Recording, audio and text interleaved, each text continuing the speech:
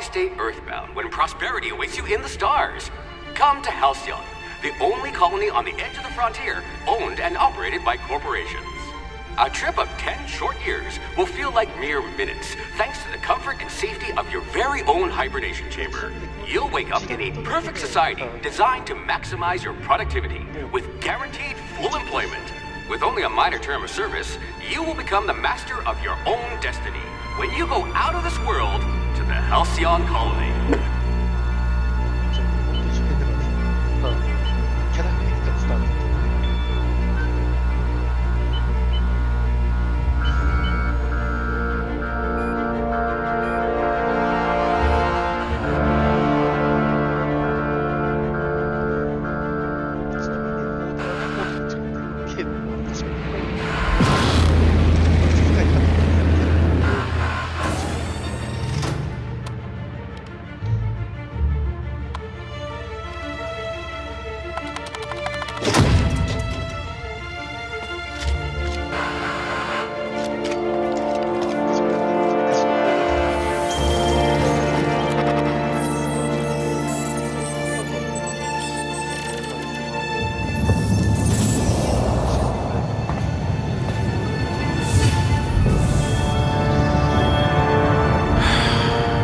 Hundreds of thousands of colonists left adrift out here forever, just to keep from damaging the board's bottom line. Disgraceful.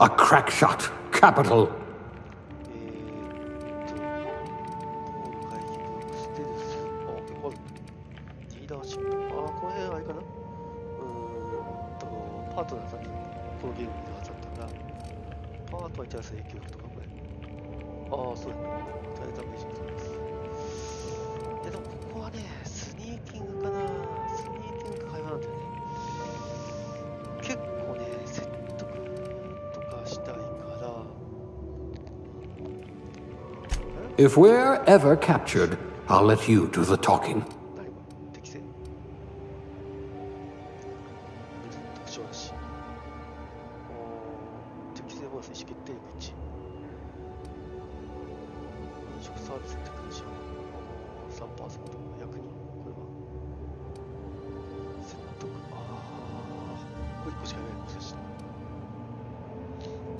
Construction, eh? How riveting.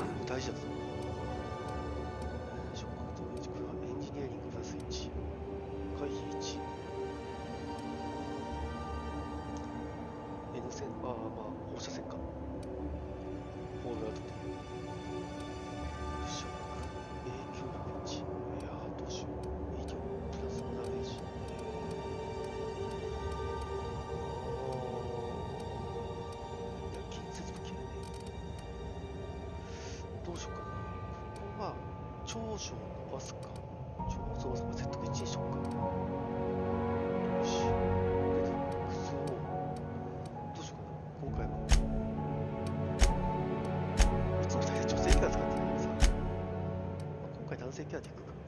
顔は結構選べるよね。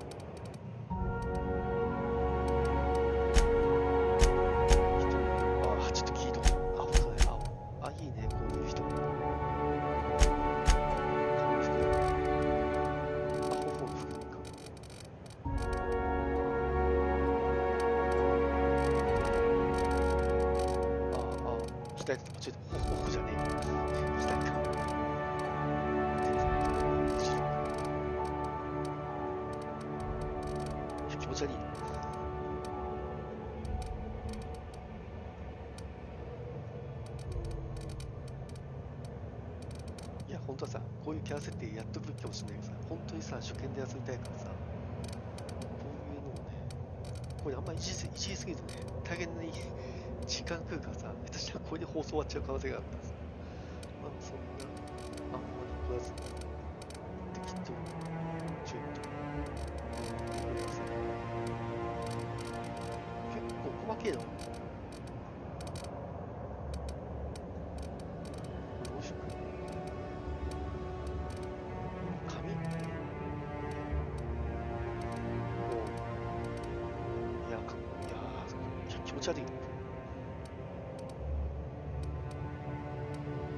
天然パーマすぎじゃね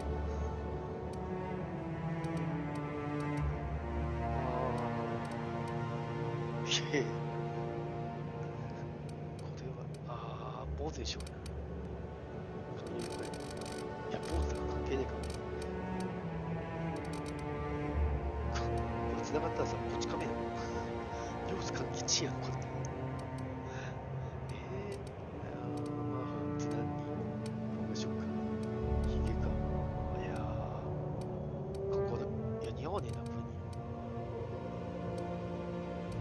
ちょっと不祥儀確かに。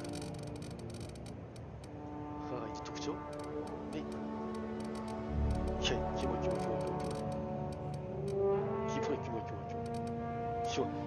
キモすぎでしょ。いや、宇宙人やん、これ完全に。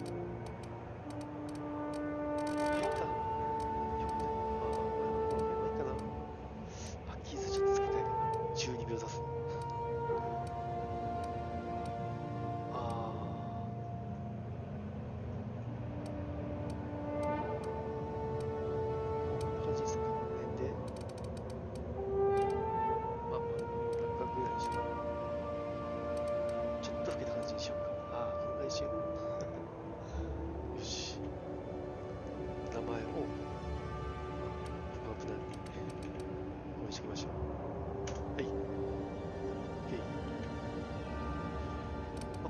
感じですね。知力を再び用度と知覚と魅力的気象かな。接近性は好きじゃないのに接近視をとかして、で適正で説得をさらに強化して、でスキルでハンドガーの無謀とか遠距離攻撃系をと、あと説得系攻撃にする感じかな。意思決定力。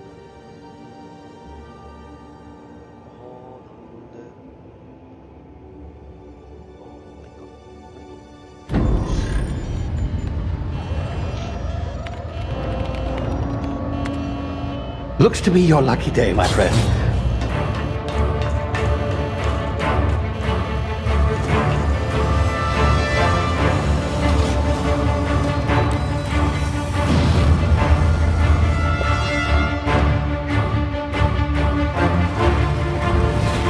Please power down your engines and prepare to be... Not likely, bootlickers.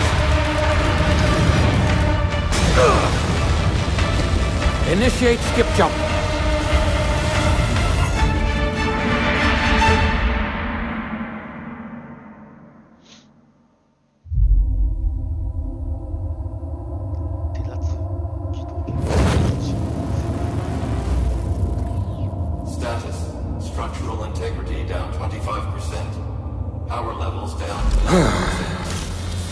Shit.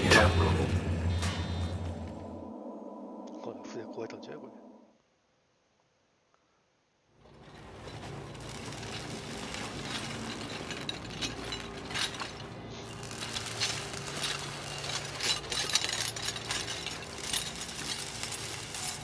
Ah, there you are. Wondering what's going on, eh? A bit of bad news there, I'm afraid. Your colony ship was inexplicably knocked out of skip space and forced to complete its journey at sublight speeds. This means that you and every other colonist on the Hope have been in suspended animation for 70 years, give or take. Normally, reviving someone after so long leads to some quite horrifying results. It's called explosive cell death, but it's really more of a liquefaction. Something wrong? Oh, yes, well, not to worry. I've pumped your body full of a special concoction I devised to keep you from dying so horrifically. Hopefully at all, but I guess we'll see, yes? Unfortunately, I used the last of my chemical supplies saving you. I know it's a lot to ask, but I must have your help securing more if we're to save the rest of your fellow colonists. I'd see it done myself, of course, but the board has a sizable bounty on my head. Now, my ship is inoperative, but I've managed to hire a smuggler to help you out. He'll be... Oh, I see we're in position. Good luck! この人のお手伝いだね。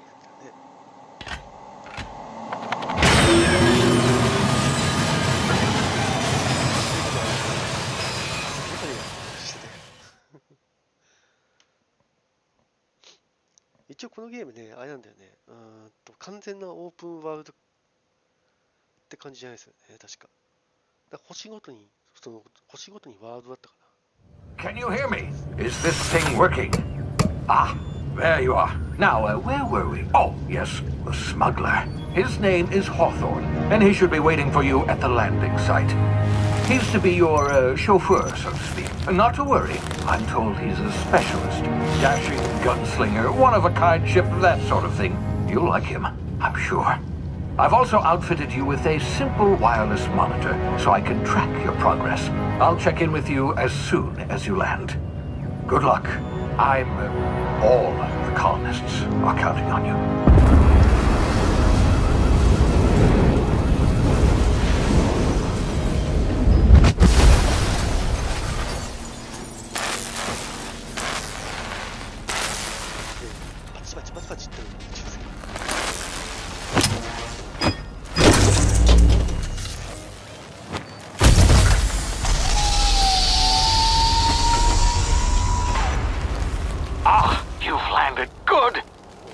Hawthorne should be close by. What in law's name? Is that him? Oh, that idiot. I told him to plant the beacon and move away, not stand there holding it. Oh well, no sense in letting his ship go to waste. Hawthorne won't mind you taking his ship. Better you than the board, huh? Not sure I trusted the fellow. Might have gone after the bounty on my head. Shame about the whole squashing thing. Nasty way to go.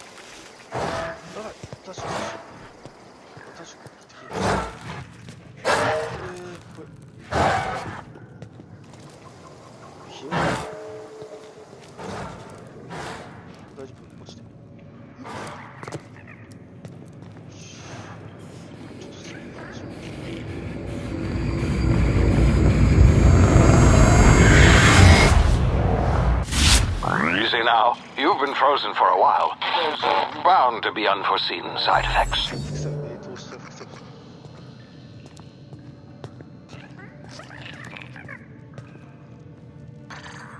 かわいいね。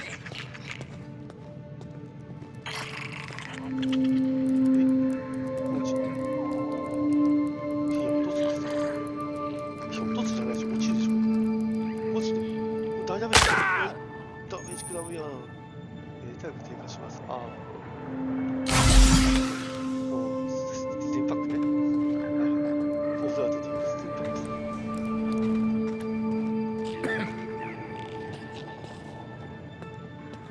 Hey, you, come here. You've tried the best now. おほいいね。Now try the rest. Spacer's choice. Oh, wow, that stings. あ、フォーダースティーとかね、言えるやつだし。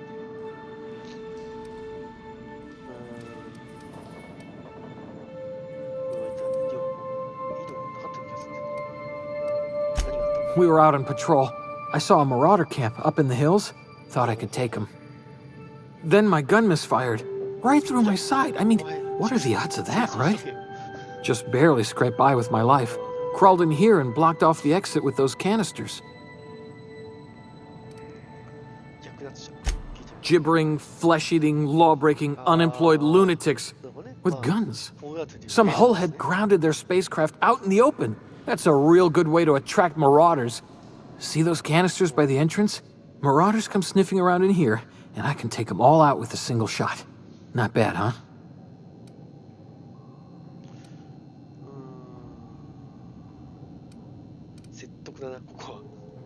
Yeah, okay. You look like you know your way around a gun. Got some spare ammo, not counting the bullet in my side. All Spacer's Choice weapons are now 30% less likely to malfunction. You've tried the best, now try the rest. Spacer's Choice. Yes, nailed it that time. You hit your head or something? You're in Emerald Vale. We're a Spacer's Choice community. Edgewater's a little ways down. Prettiest place in the Vale. Be sure to stop by a provisioner's for a can of our famous salt tuna. The Hope? Is that some sort of fancy new drug? Are you with Auntie Cleo or something? Don't take this the wrong way or nothing, but I'm not allowed to fraternize with Cleo workers. Company policy. Okay. ちなみにね、このゲーム NPC 構成ですよ。いや、ないけど。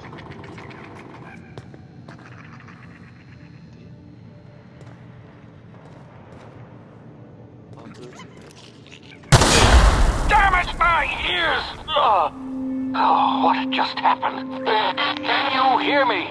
What in the hell? This...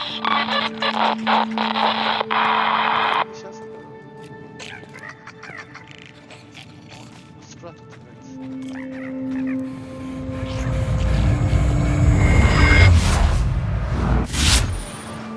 タクティカルタイムディレクション TTD ああはいバッツですねバッツフォールアウトという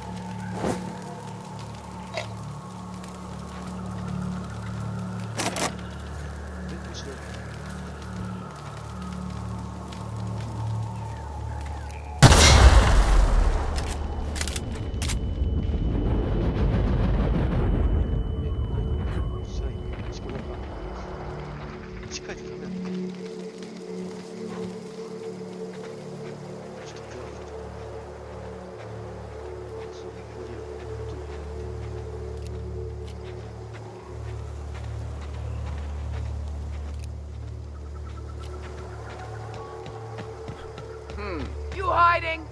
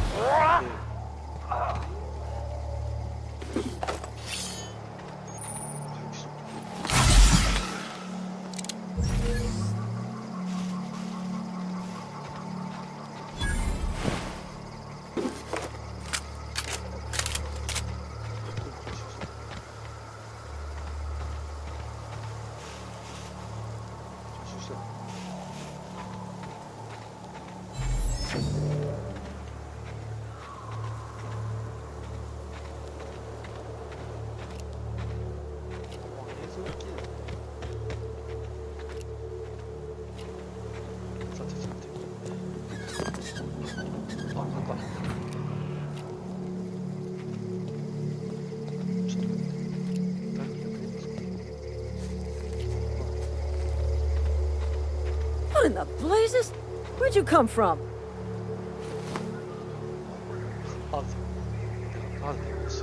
Don't know where you came from, stranger, but you best keep your head down. There's marauders hereabouts, and worse, landing violators. Gall on that rung leech. Landing in the Vale without using an official Spacer's Choice landing pad. I'd slap him with a fine if it weren't for all these marauders shambling about.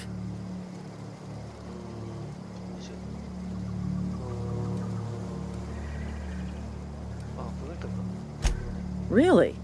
How is he?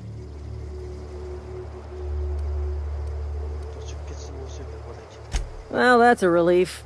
You don't want to know how much paperwork's involved in paying off a gravesite fee. We'll see him back to Edgewater, just as soon as I cross these marauders off with the swift, cost-efficient fury that's made Spacer's Choice the most trusted brand in personal defense. I just, need a couple of winks to catch my breath.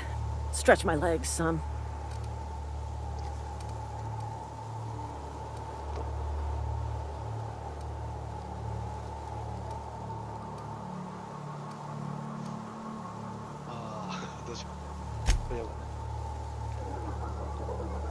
Talk to the lieutenant. She's certified in customer service.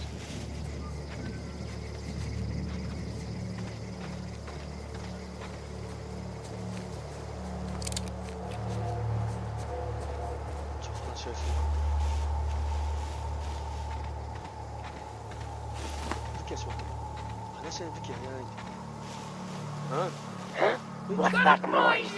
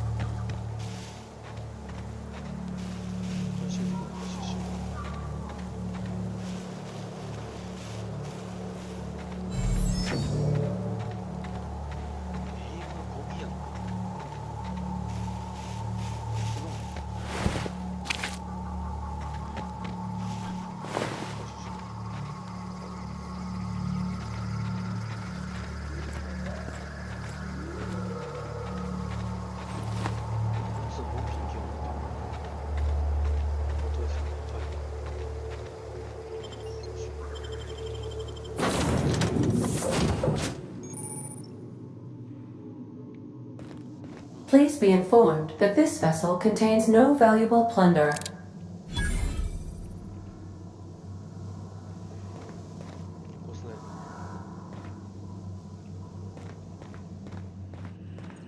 Unauthorized access of spacefaring vessels is a crime. Please submit yourself to the authorities.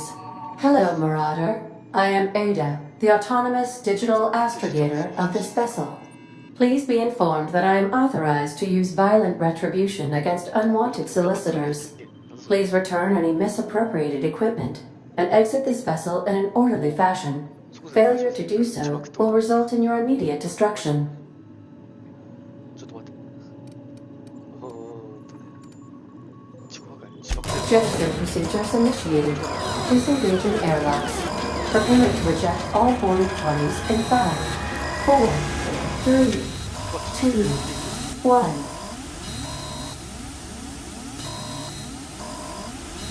You are still here. My deception protocols have failed. I have been programmed to express 完全に disappointment. 自爆するつもりなのこいつ。放送この船をどうする I am incapable of accepting orders from anyone other than Captain Alex Hawthorne.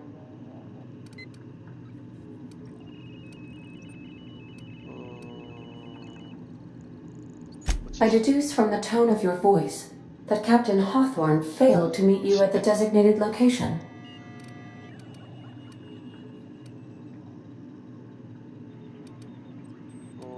放送はしみた騙しこれ騙すのはねよくないねやっぱり俺と俺の出しこと間違ったんですわかる放送はしみた I understand. I will require some time to process this information. Thank you for your patience and for your honesty. I am programmed to take orders exclusively from Captain Hawthorne. If I accept your orders, then you must be Captain Hawthorne. Do you 勘 understand? 違いしてねもうすまんなはい Well done, Captain Hawthorne. I see your powers of deductive reasoning remain intact. 放送ちょっと Unfortunately, our engine is currently inoperable. Our main drive suffered a critical power failure, and we were forced to make an emergency landing. The main drive's power regulator has been irreparably damaged and must be replaced.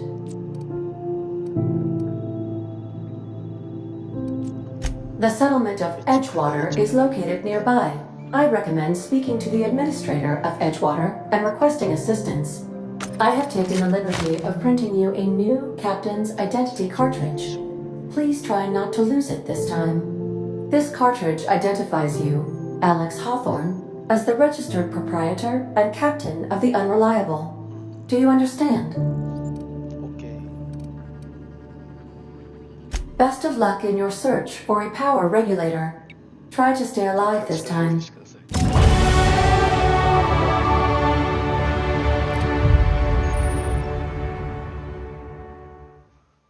スキル向上レベルアップすることにたびにスキルポイントを獲得できスキル向上のために使用することができますコアスキルにスキルポイントを使用すると関連する専門スキルを最大で50ポイントまでアップできます50ポイント以降は専門スキルにポイント加算できます100ポイントまで成長するにつれてのスキルも向上していきますがボーナス能力が20ポイントごとに発生します各スキルの説明を読んで確認してください防御消耗品ステータス効果には一時的にスキルのなるほどねスキルチェックのスキルのパッシブボーナスOK 昇進しましたレベルアップはいいや意外にちょっと待ってよ回避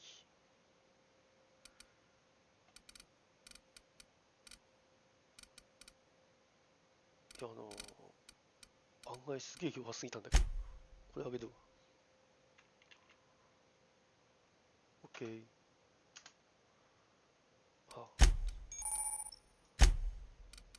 利用可能ポイントあと会話説得ステルスあと技術上げとくかあとリーダーシップ上げといて近接1個上げて遠隔攻撃会話ステルスにそれぞれ振って遠隔にも1個振ってこうよしこれ OK 戦闘会能力正しい周囲の標的を攻撃すると特徴機一斉の客でコーデックスか何これこの辺はいいな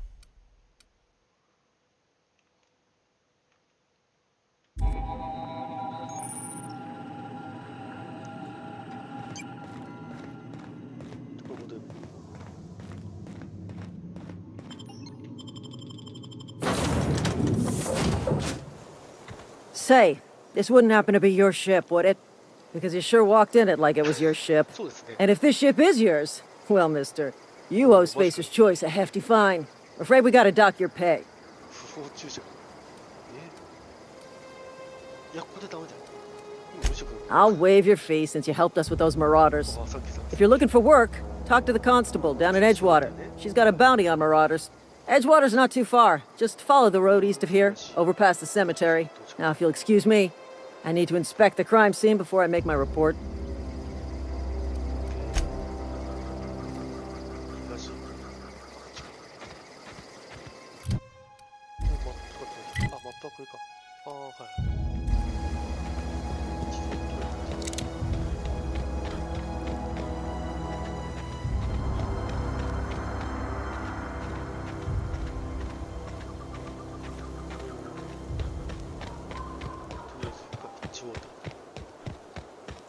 これスタミナないの？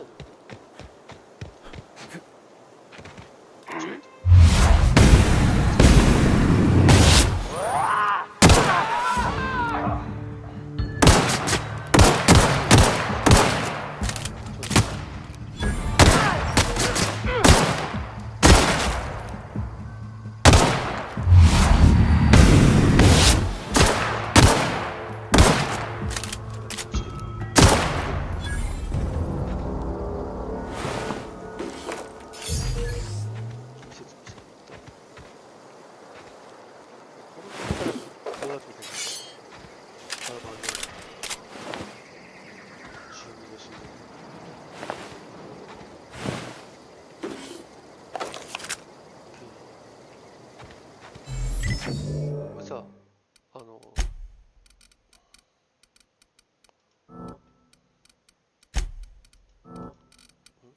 なんで光ってる？いや、全然わかんない。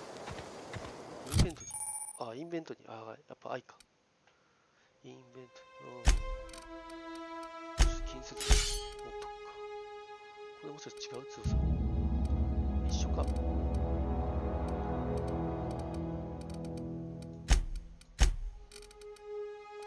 の辺は一緒かな。よし。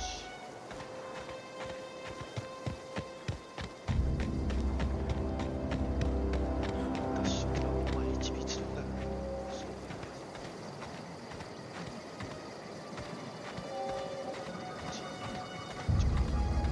あ、これ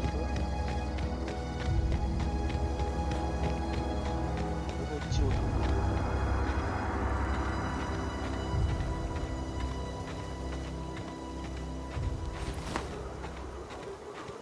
Whoa, hey, where'd you come from? Don't go ambling out in those hills. That's marauder territory, friend. たくさんいましたよ。 Ain't safe out here. You'd best head into town. Avail yourself of Edgewater's high walls and low prices.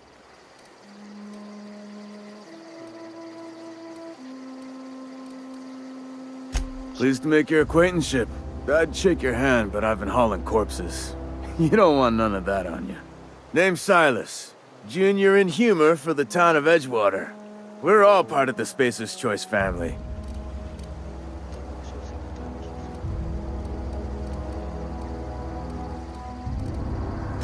Definitely not the junior in humor, that's for sure. If you've got business inquiries, you should stop by Reed Thompson's office. He's up in the tower above the cannery. Head into town, follow the road. Look, you obviously ain't a worker. What's your racket? You a smuggler? Freelancer? 無職。無職。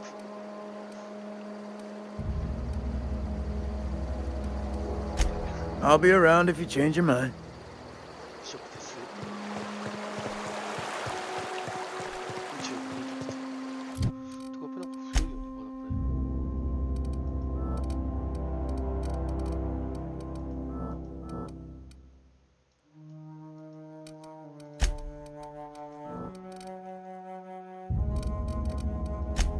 何反応してんだよ。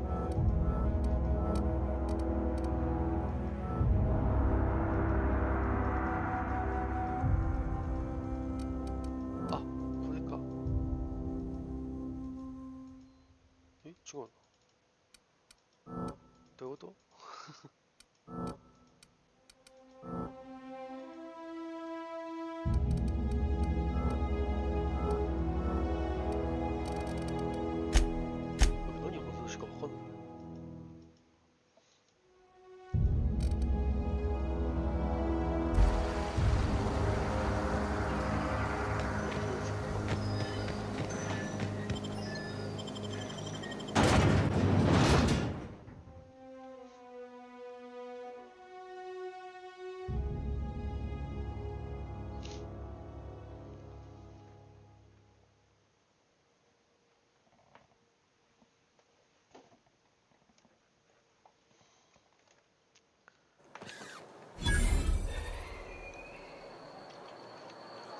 機能ポイントが利用できます。特殊機能を選択。特殊機能を選択。この画面には、レベルが2つ上がると特殊技能が1つ。なるほどね。基本体力がね、タクティカル体力、ですね。TTD 上げるか。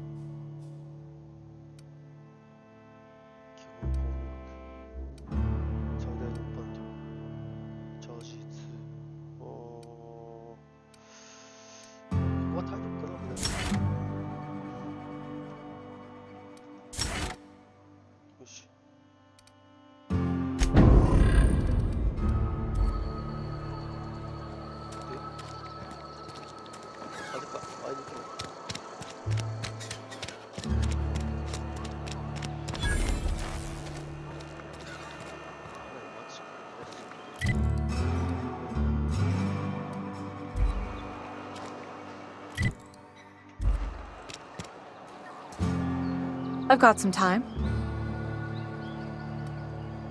Oh, I'm an actuary. That means I keep tabs on a worker's living expenses. How much it costs to feed, clothe, shelter, bury, and replace your average human worker. Technically, I'm employed by the Spacer's Choice Department of Human Resources.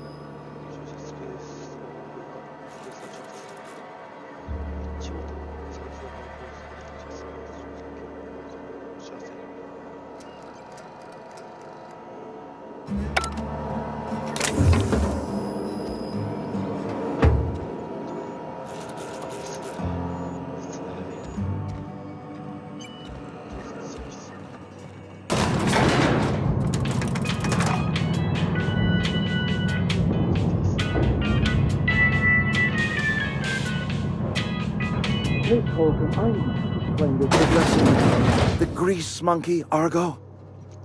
I'm sorry, Mr. Thompson, sir. You asked why it's taking so long to fix. The answer's technical. Don't apologize. Just try using small words for me. The cans bust open in the oven because she's set to cook saltuna, which isn't what we've got. Mr. Thompson? I think there's someone here to see you. Focus, Miss Holcomb. You and I are still talking. Let's start over. Walk me through the process. Show me where it's going awry. Well, sure. It's, mostly on account of what we're feeding into the mechanism. It puts food in cans. We have food, we have cans. Why won't it work like we need? She's expecting saltuna of a certain size. We're filling the cans with, well, not fish.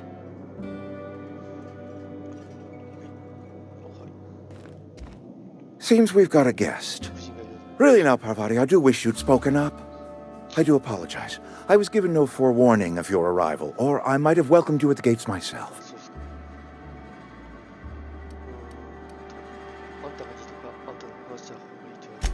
I'm Reed Thompson, Outpost Administrator. I cannot help but notice you are not in uniform.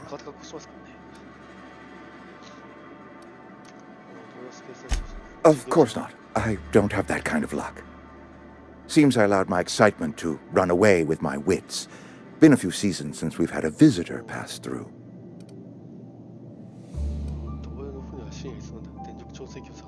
Only regulator we got is hooked up to the town transformer. Mr. Thompson ain't liable to be keen on dismantling it. I beg your pardon. I am most emphatically not keen on any such thing. I can't let you have our power regulator. But I happen to know of another one, and I happen to know exactly how you may retrieve it without frying yourself in the process. 聞かせてもらおう。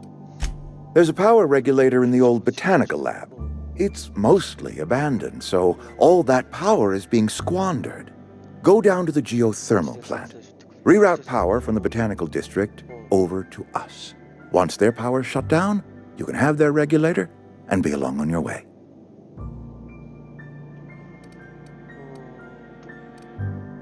ほとんど廃墟ってどういうことですか？これですか？ほとんど廃墟ってどういう意味でそう言ったんだ？ I was not entirely sure how to tell you this. The botanical labs are not legally inhabited, but there are people who live there.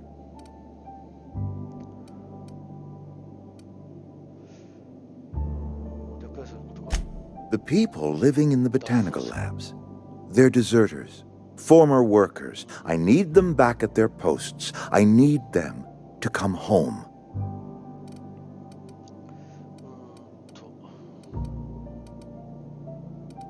何をすればいいかしら。どうして壁作りくどうしたかな。いや、まあここは何人分ですか。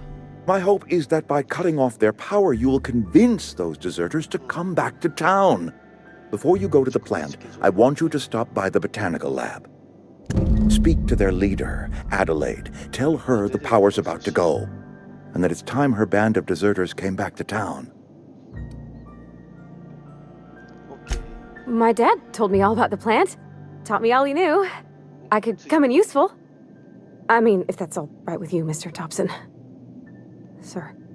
I hesitate to part ways with Miss Holcomb, but I cannot deny that she is talented and may prove useful to you. You will need an administrative passcode in order to enter the plant. I am trusting you with mine, and trusting Miss Holcomb to guide you if you'd like. そうだな。そうだね。仲間がいると心強い。 Great! I got my wrenches and diagnosticators and hairpins and engine tape, so I'm all set. Well, I am glad to hear that. Best of luck to you, and thank you again for your help. It is a lot to ask of a stranger, I know. それじゃあ行こう。仲間。おー、プレイヤースキル高めてくれます。おー、いいですね。運搬所。まあまあ。おー。なるほどね。会話できない。 We better clear out of Mr. Thompson's office before we そう talk. ですね。行っちゃってますか。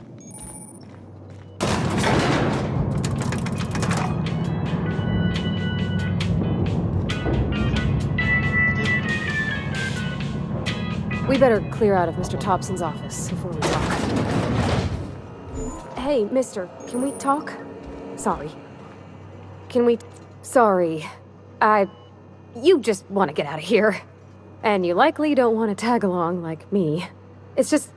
Mr. Thompson has his own view on matters, on account of it's his job and what all, but that's not the only side of the tale.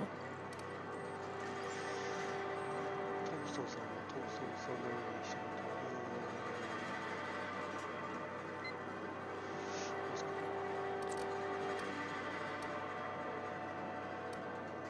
脱走者の話を振ってみるか。それは脱走者の話か。じゃあ話を進めてどういうこと？ To Mr. Thompson, a person's a gear. It does its job quiet-like. If it squeaks or stutters, it gets replaced. The deserters are decent folk. I knew some of them before they left. ああ、なるほど。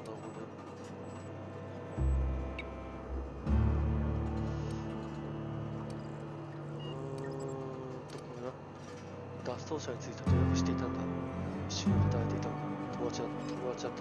それとも何かあった。 I don't know anybody well. I mostly listen to them talk, kept my head down. There was a boy named Thomas who used to follow me around, asking questions about the stuff I fixed.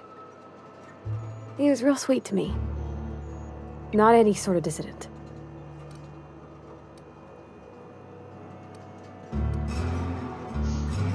Miss McDevitt? Oh, gosh, no. She was a real important person. A flavorist. Made all the food taste decent. She used to work up in the big office with Mr. Thompson. All I know is she left after her son died. It was a real big to-do. I could hear them both yelling clear from my own place.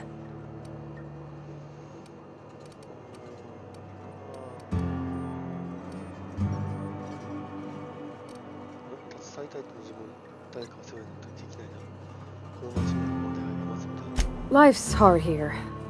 Especially for them that don't fit in so well. We're one big Spacer's Choice family, but every family's got the one the rest whisper about. Mr. Thompson's aiming to take away their power. They'll have no lights to see, nor heat to cook. They'll be at the mercy of marauders, or worse. I think you should talk to the town's vicar about it. Max, his name is.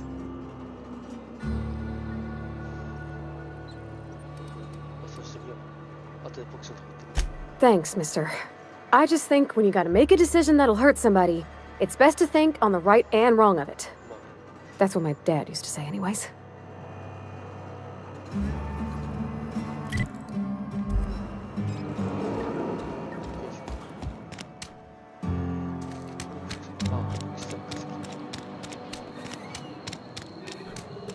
Sorry, I'll just be a minute. Adam, the next one comes out of your pay. He's off the threats, friend. I'm going.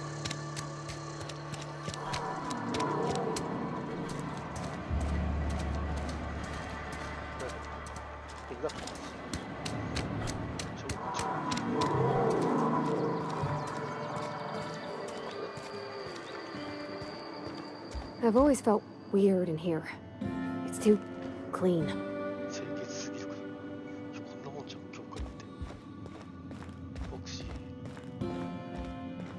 Hey there, Mary. Don't see you round here too often. Oh, I just came to talk to the vicar is all. None of us are above confessionals. What have you got? Yes, what is it? You're an outsider. Fantastic. Vicar Maximilian de Soto at your service. Or Vicar Max, if you're the sort who prefers brevity. And Ms. Holcomb as well. How rare to see you out. And with a complete stranger. Curious. Just tagging along, Vicar DeSoto. Don't mind me. I so rarely get new people to talk to. Name your poison, anything at all. Spiritual counseling, this season's tossball predictions, the quickest way out of town.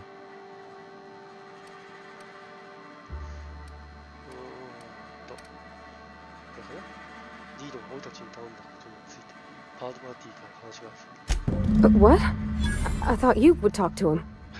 You wanted to speak to me, Ms. Holcomb? Every time I've tried to engage you in conversation, you look at the floor, answer in single words, and slink away. I can't imagine what would be so grave as to drive her to my mission. What has Mr. Thompson asked you to do?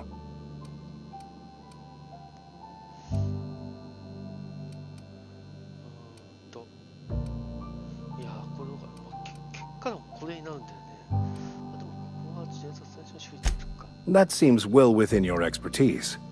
The way we do it's by cutting off power to the others. The ones who left. Adelaide McDevitt's encampment. I can see why that troubles you. Miss Holcomb has a soft heart. Always has, if you believe the talk.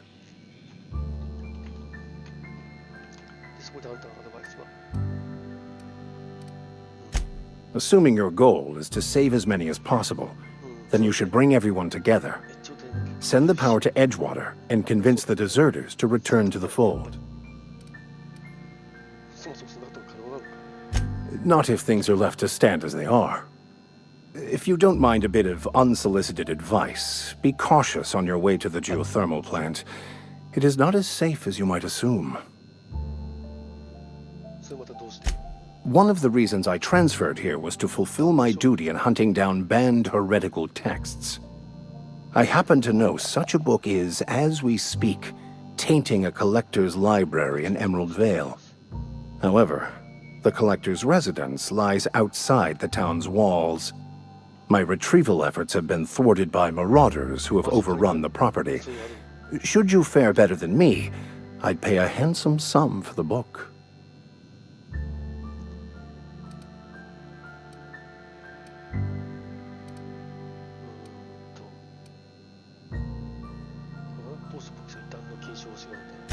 I just want to keep the writing out of layman's hands. It wouldn't do for such information to fall into public consumption.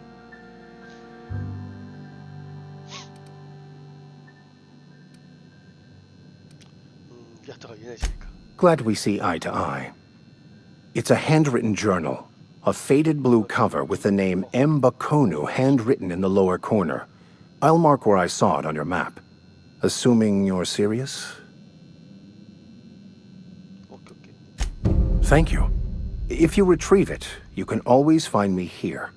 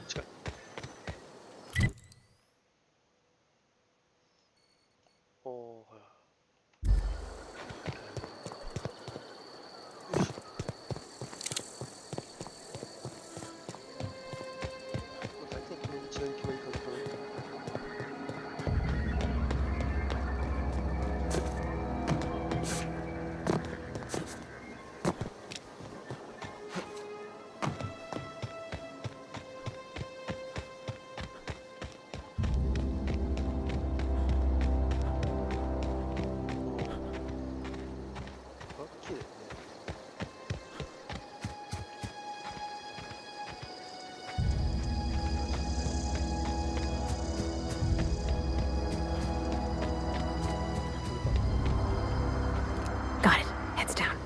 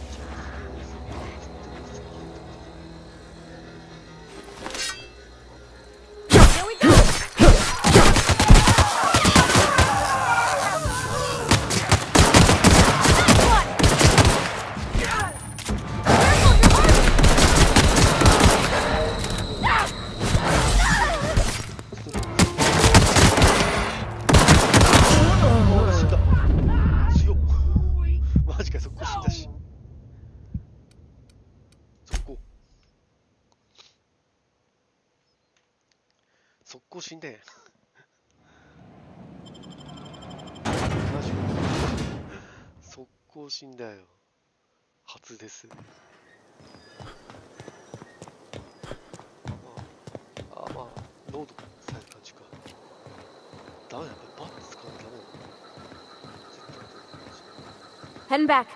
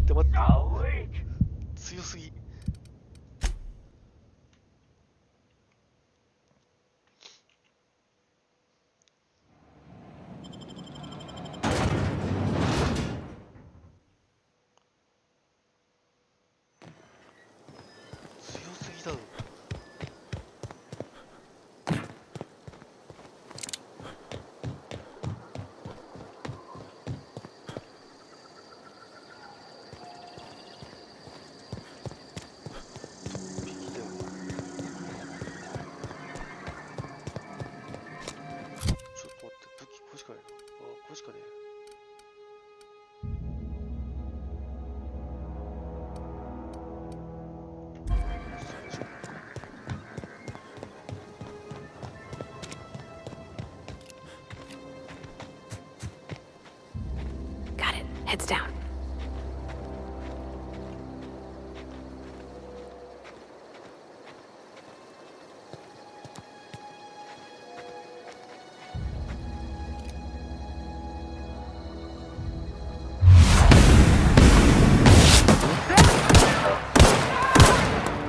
Get past that armor!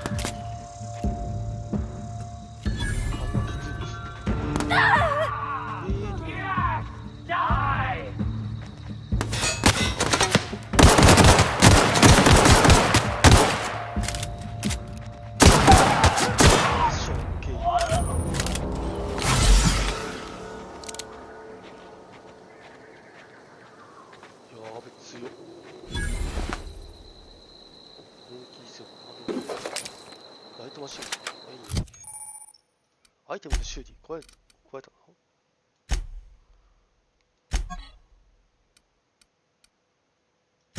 壊れるの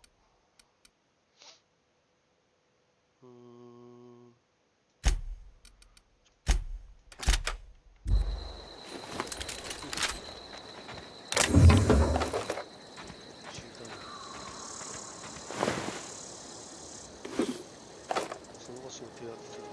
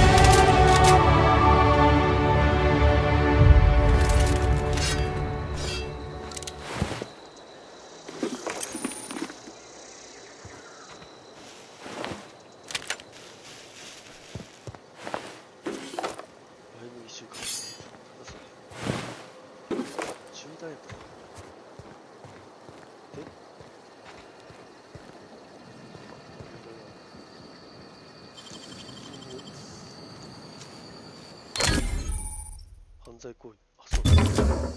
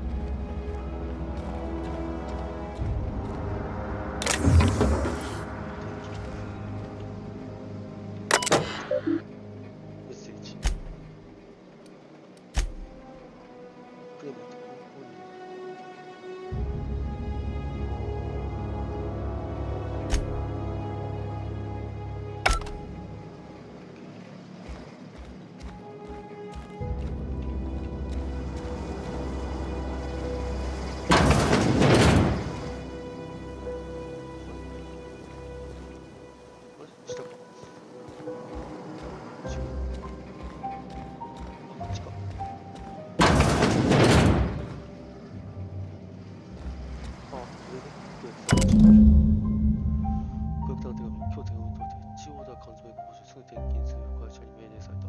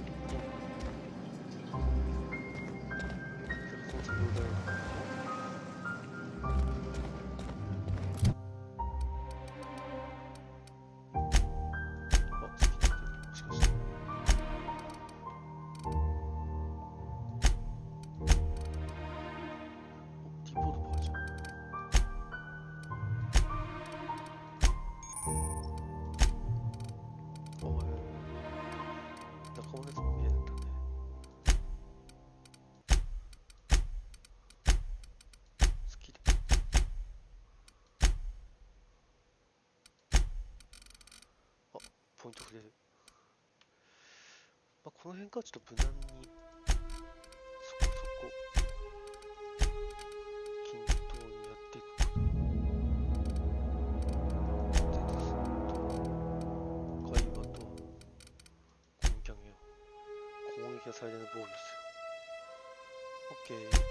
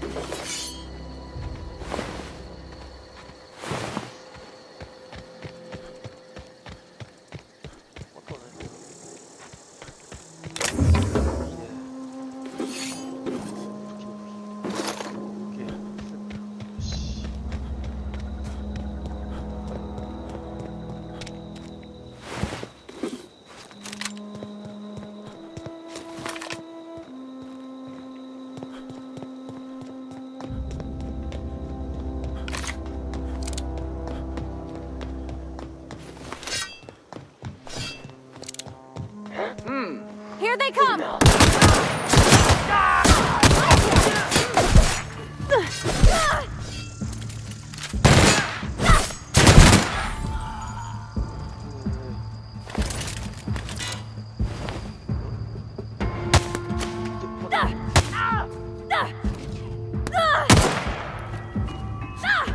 Everyone all right?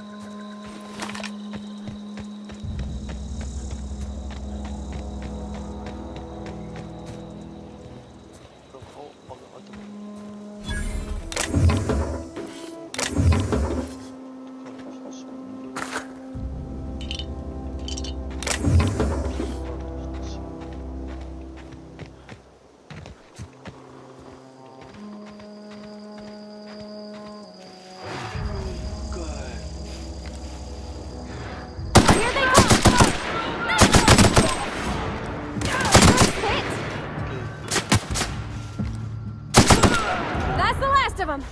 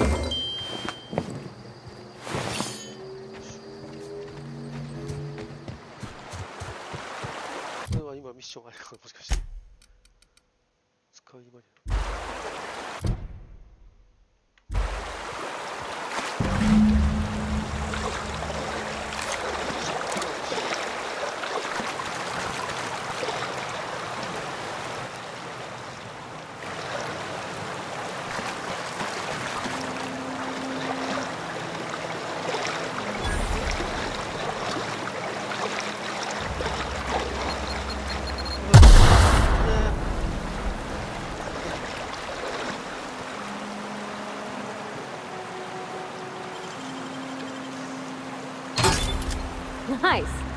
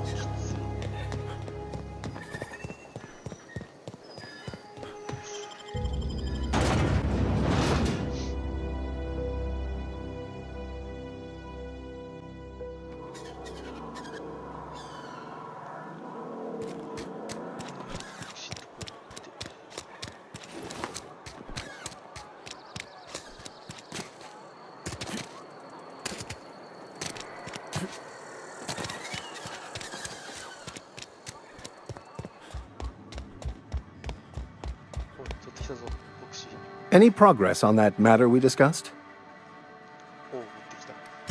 Wonderful. This is fantastic. Well worth all the sacrifices I... Wait. What the fuck is this? Is this... French? I can't fucking read French. It's a law-forsaken joke is what it is.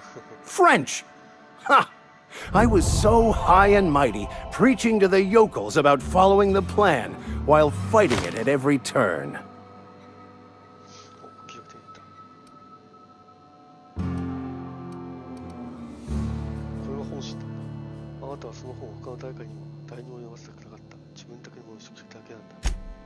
Well, yes. But I assure you, it was not for personal gain, only for the greater good. I've spent my life searching for the keys to unlocking the secrets of the universal equation that underlies the plan. I had hoped this book held some of those answers. I became so desperate, I even got myself assigned to this plague-ridden backwater to find the damn thing. All the time and suffering I've spent. Wasted.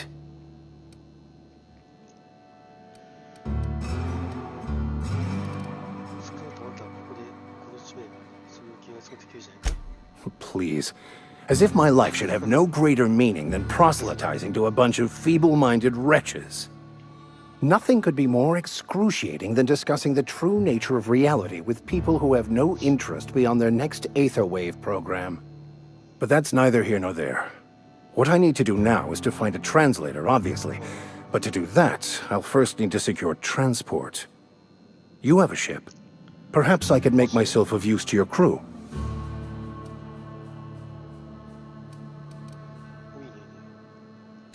Certainly.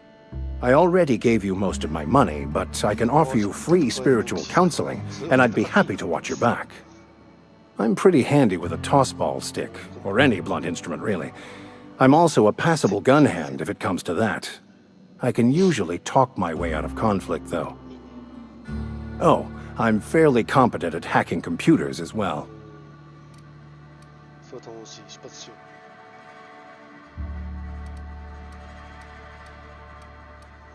どうしよう、こういう機会に。それも全て牧師の修行中。ここもWell, understanding computers is, though I admit I took it further than most. And I was quite the 32nd back during my seminary days. Left many an opponent bleeding on the field. あんた本当に牧師なのか。話だけ言ったと牧師覚えてないけど、そうだよな。何する Of course.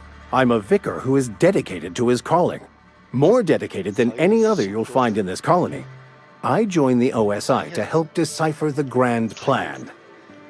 But instead, I ended up the vicar in a prison due to ignorance and politics. Then I came here. Satisfied? Fantastic. Let me get my things in order and I'll catch up with you. Edgewater's gonna miss you. Folk here always had good things to say about their vicar. Thank you, Ms. Holcomb. I'll be glad for the change of scenery, and to leave this place behind. I shall see you on the ship, Captain, whenever you're ready to leave Emerald Vale.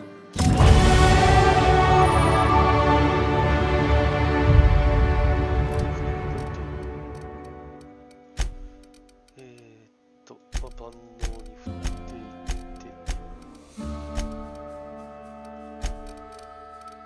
ステータスと会話と今回攻撃と適用ペイと特殊技能ここは待ってこうしてた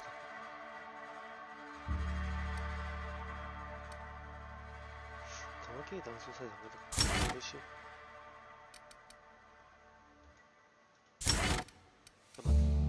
欠点ダメージ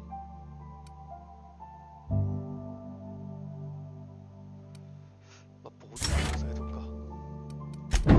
よし OK 会話的に I'll meet you on the ship when you're ready to depart from Emerald Vale, Captain.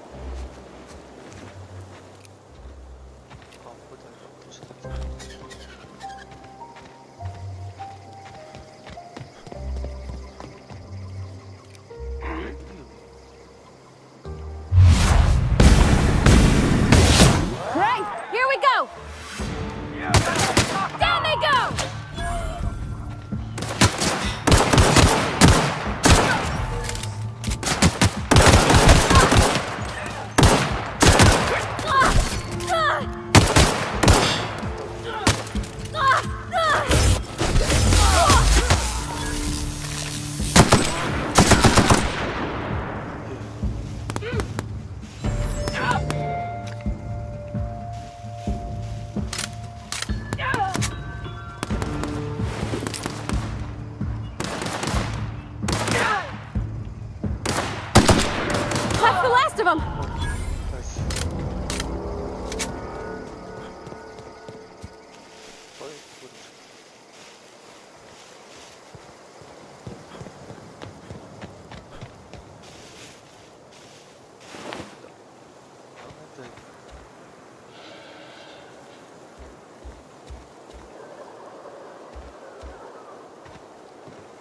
あれこれこれどうでしょう。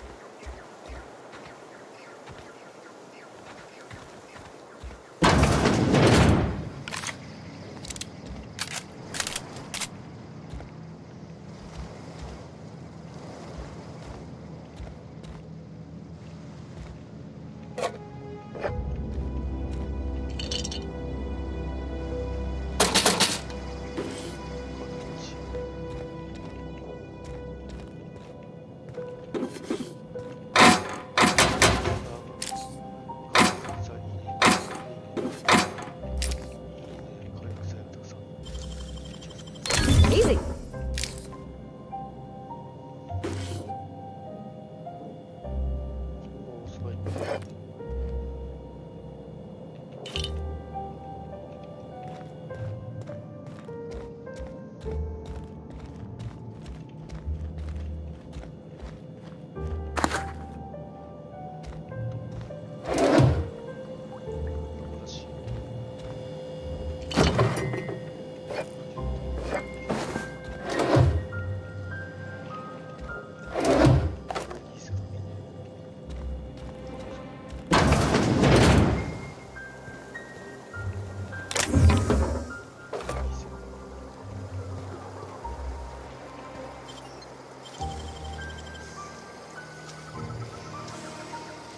Wish I could do that.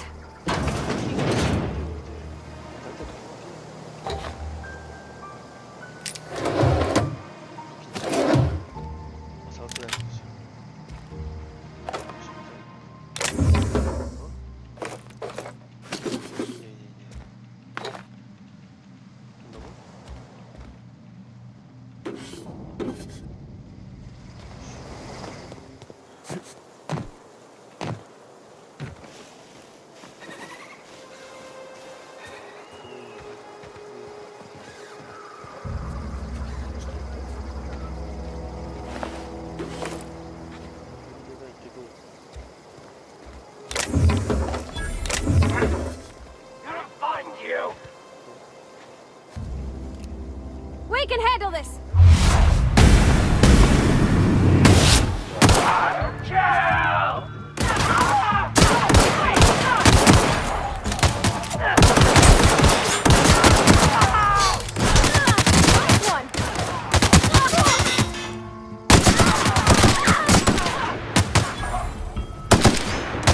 Everyone all right?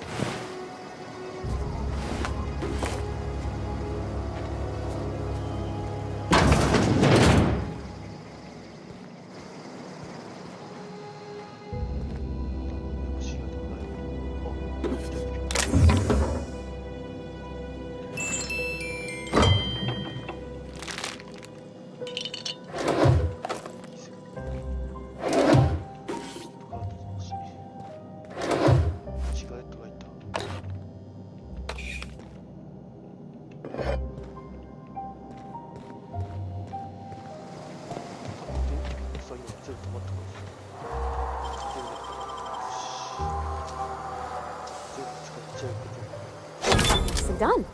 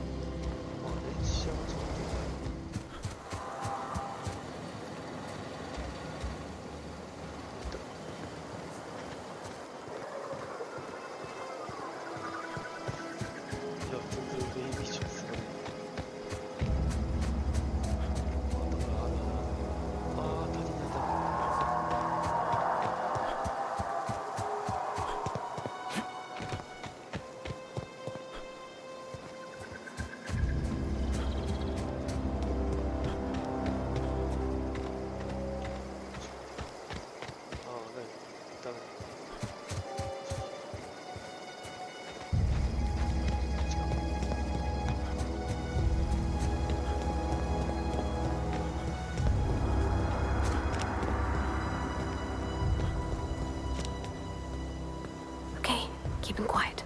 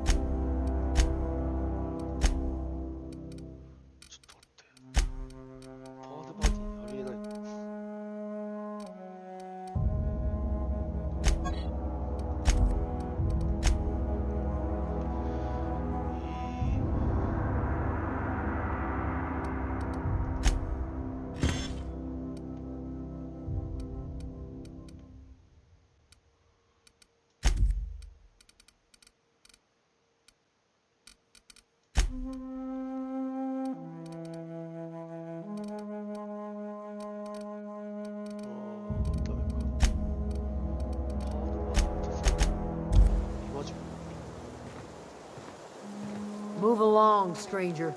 We don't want any trouble.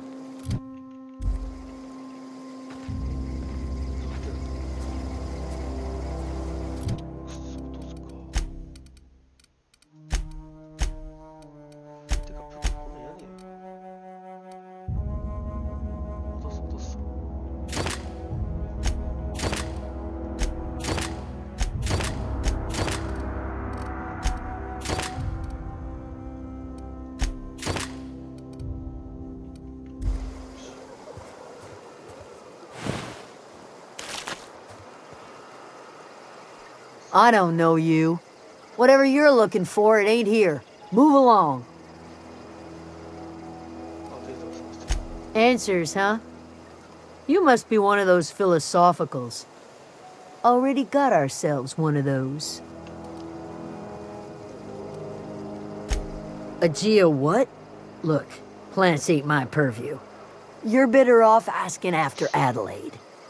If you're gonna start wandering around my camp, know that I got my sights on you. Much obliged.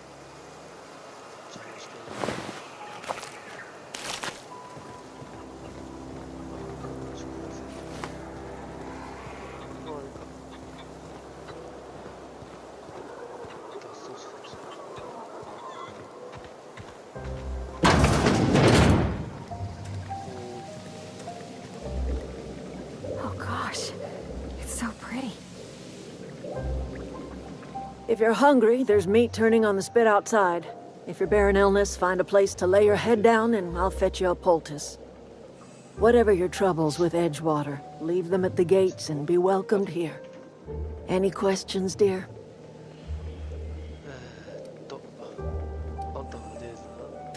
I have been called that, among other things. Green Thumb, grandmother, the strange old lady who keeps flowers. But yes, Adelaide will do just fine.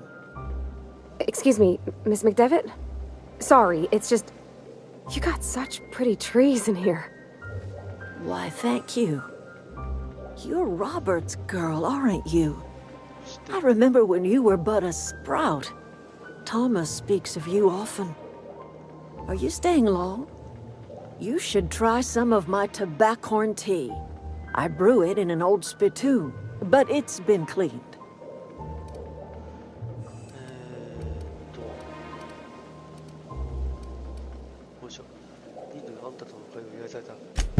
Reed Thompson? You here on behalf of that cold-eyed reptile? Let's hear it. What's Reed's idea of peace, then?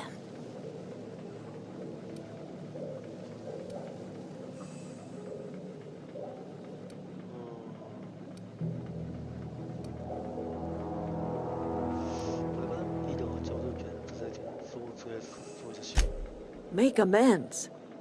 Spare me. Only thing Reed knows how to make is a mess. Like everything else that comes out of Edgewater, that peace offering is canned. I and my own are living just fine out here by ourselves.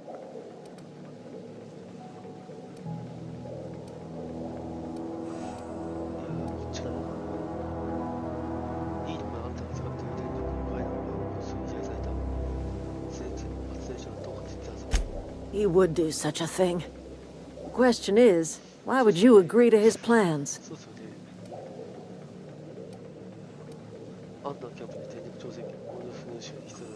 Cannery's got a regulator. You want ship parts, you ought to rip them out of the cannery's guts and leave us be. If you're going down to the plant, you should divert power away from Edgewater and toward our end of the grid. Think about it.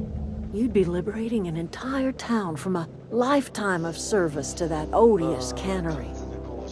Seems the sort of thing a hero would do.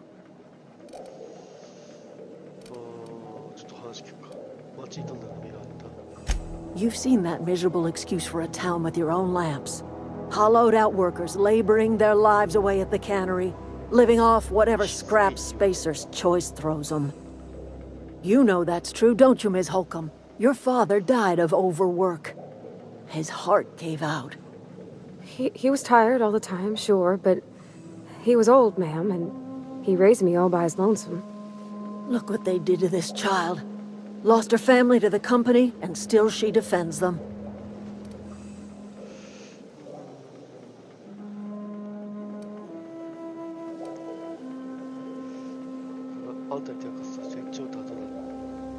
Life in Edgewater grinds to a halt. The cannery shuts down, workers desert in droves, and our own little camp grows and thrives.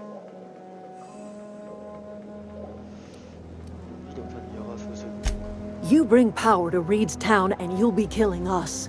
Reed knows it. He's counting on it.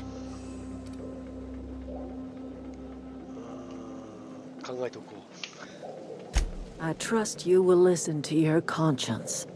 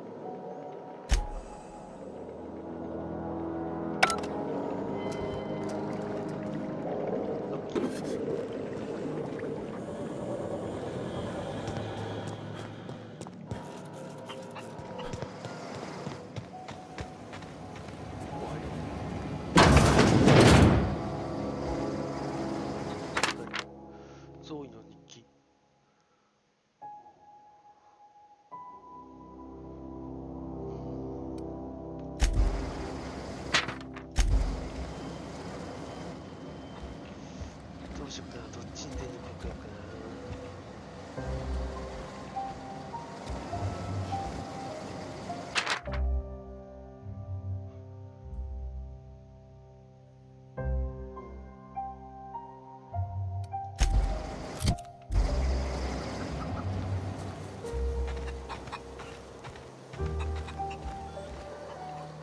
Fancy duds.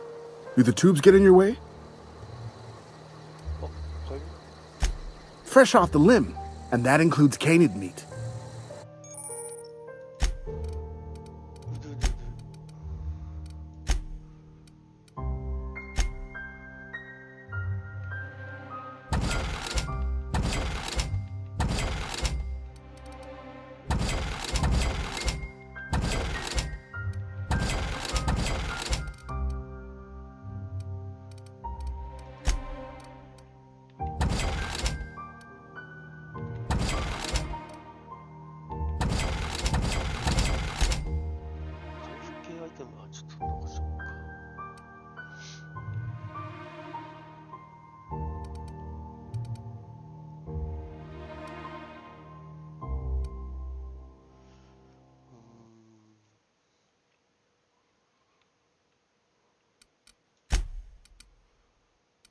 バック。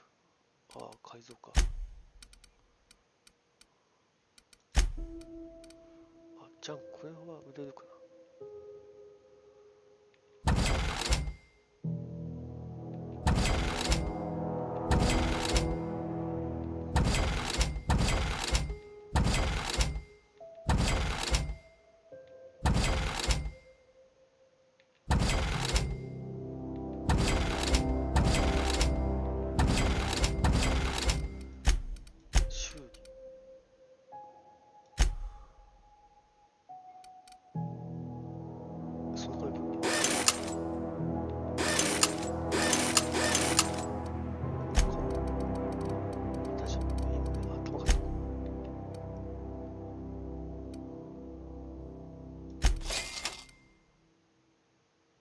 何これ。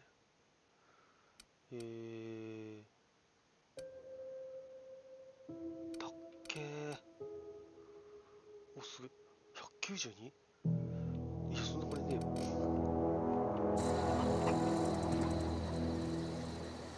すぐ食っちゃうか。人が見てる時にやっちゃうとすごいからね。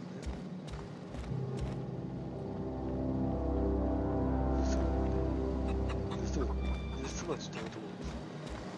適当にしようかな。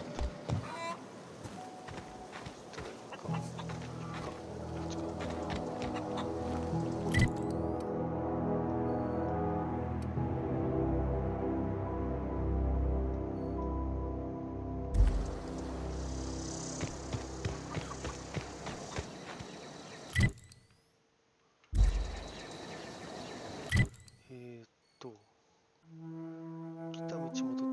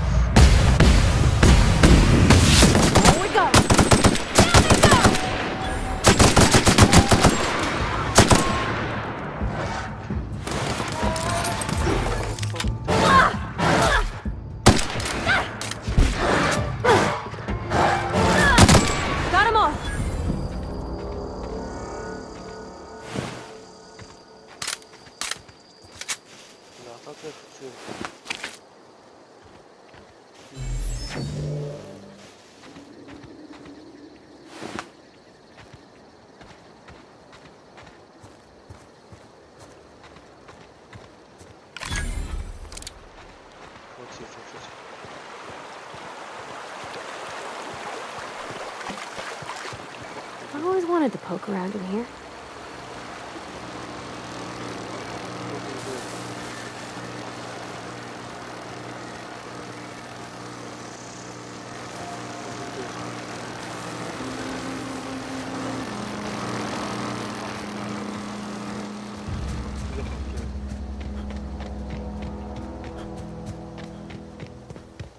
Systems. Incoming!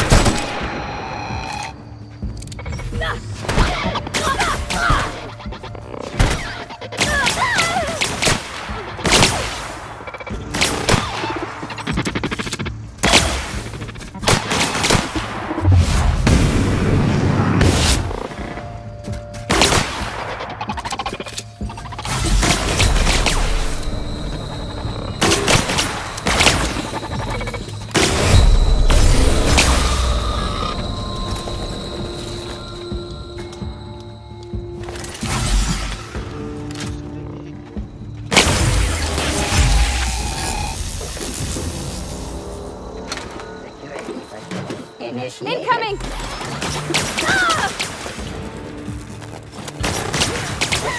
Routing.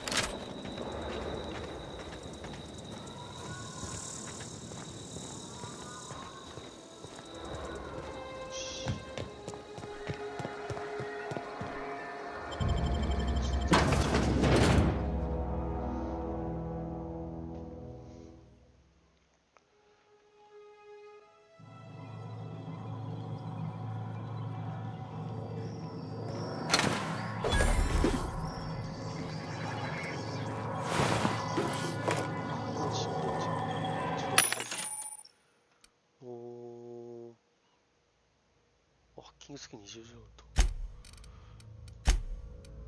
腕ル武器はまあこの辺は持ってっからいいや。腕ルちょっと嫌なやつが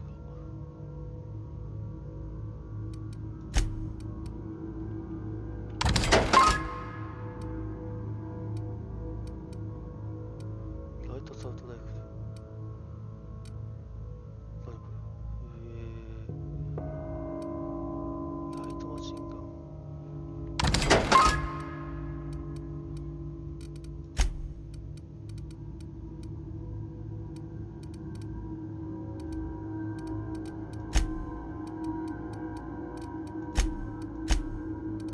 ジャンクリーン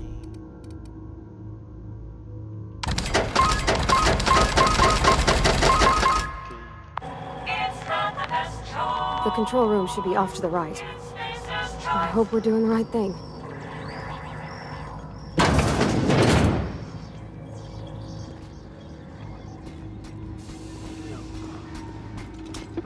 Here we go! We're pretty good at this! We got him!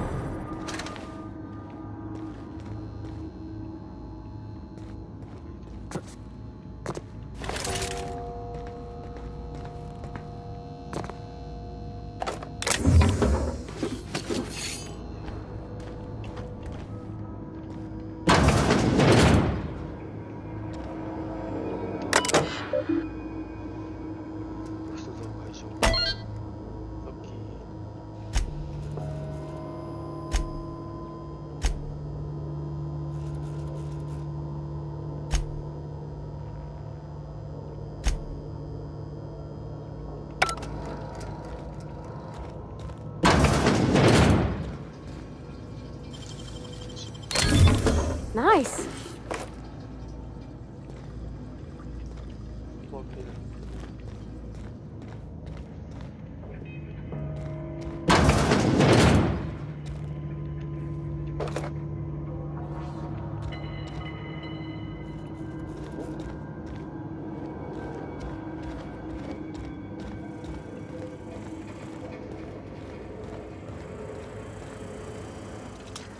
Get ready!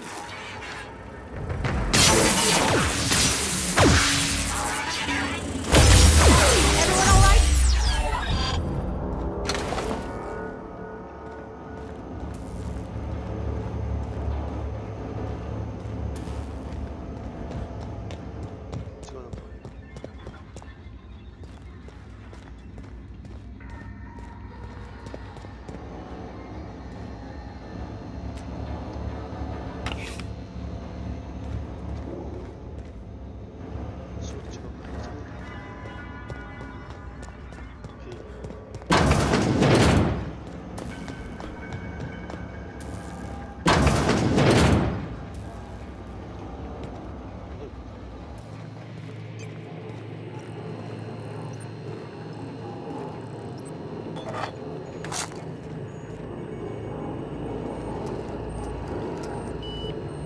Yeah, huh?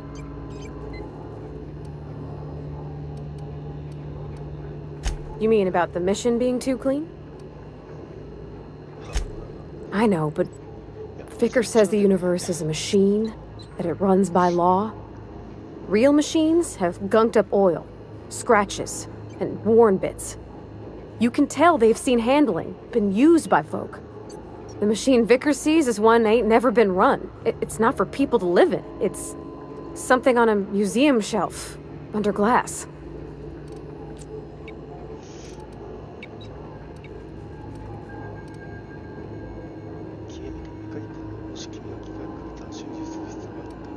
Fixing the universe is a job for somebody way better than the likes of me.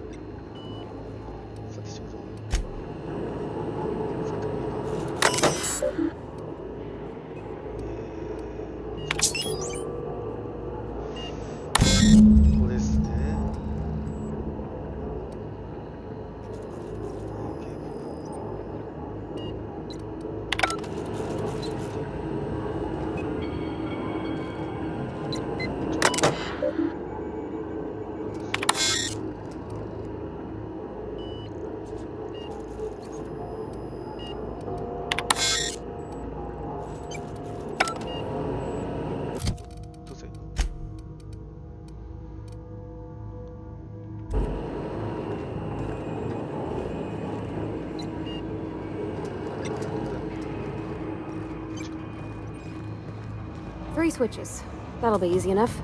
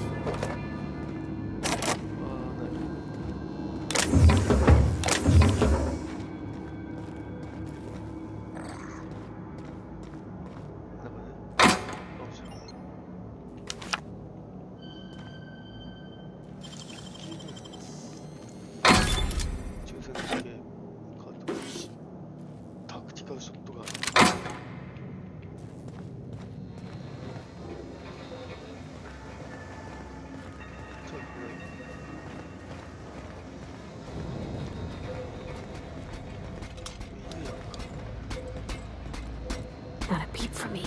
Oh, I'm ready for this! Everyone all right?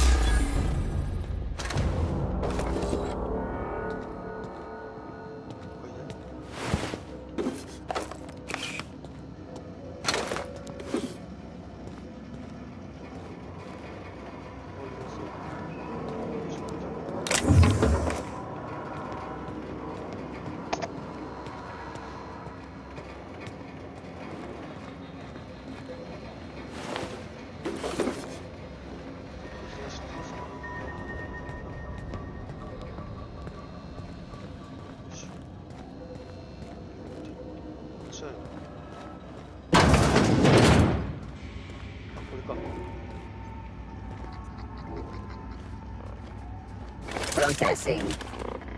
Performing an error.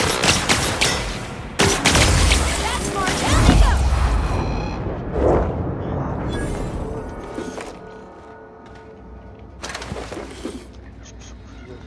Unexpected.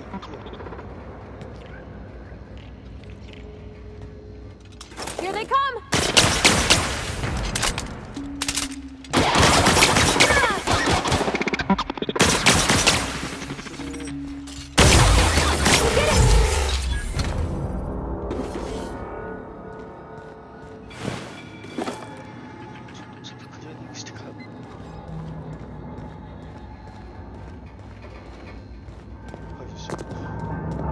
Not real.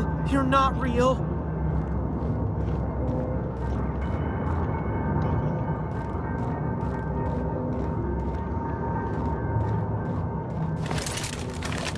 Go away, Phantom.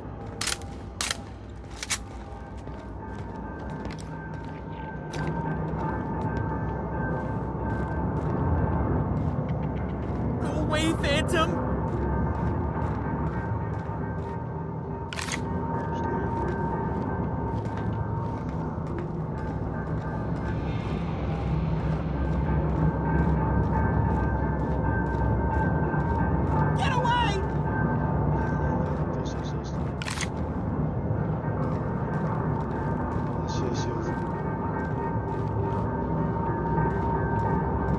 No, just leave me alone.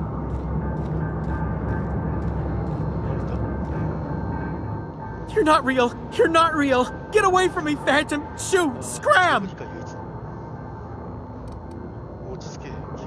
You can talk? The Phantom's never talked before. I knew I shouldn't have eaten that sprat raw. See, Higgins? This is why you must always boil your sprats before ingesting. Of course. Do excuse me. I experience brief flashes of mania during which I am visited by the phantoms of my imagination. Chester D. Higgins. The D stands for definitely not insane. I use it as a reminder.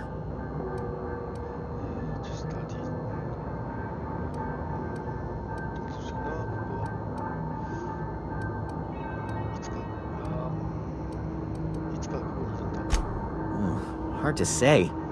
By my reckoning, Higgins has been here somewhere between 2 weeks and forever. My recollection's a touch fuzzy these days.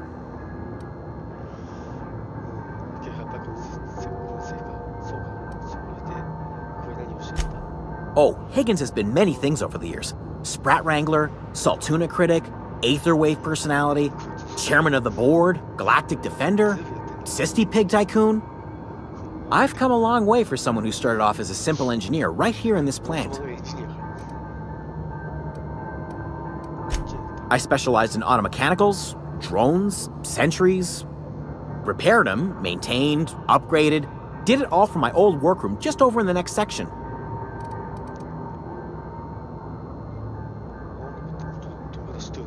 Look, I don't want to fall into any trouble with the mechanicals. If they wise up to our plans, they will come for us. With prodding irons.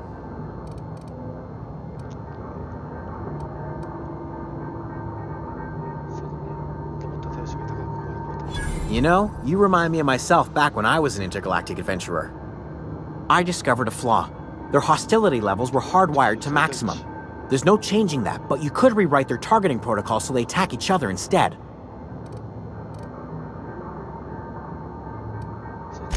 There's a behavior control terminal in the other room. It should have options to change how the mechanicals act, including whom they shoot at. Oh, that reminds me. You'll need my passcode to access the behavior control terminal. Here, let me just write it down for you.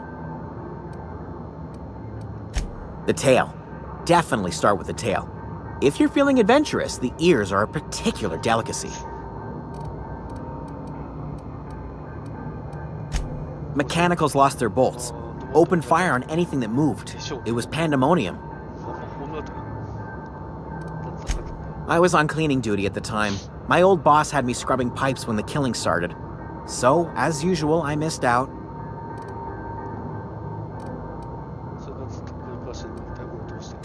Jimmy'd opened the vending machines. That lasted a good couple of months. Eventually, I had to resort to more unconventional means of filling my insides. Well, yes, for the uninitiated palate, a true gourmand appreciates the Sprat's complex melange of flavors. Braised, boiled, charred, skewered. Sprats are good eating, friend. Chock full of brain food. I specialized in automechanicals, drones, sentries. Repaired them, maintained, upgraded. Did it all from my old workroom just over in the next section.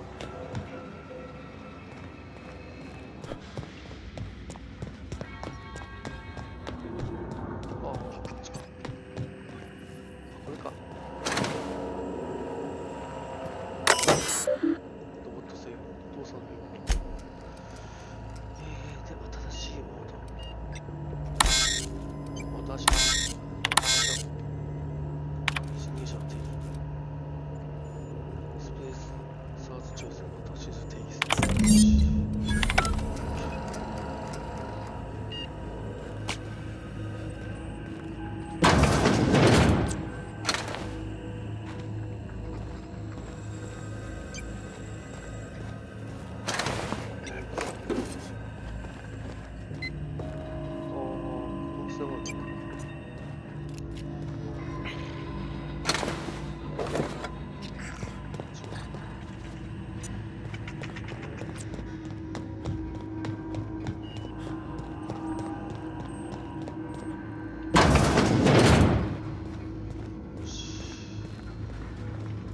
サイド系も全部やったかな。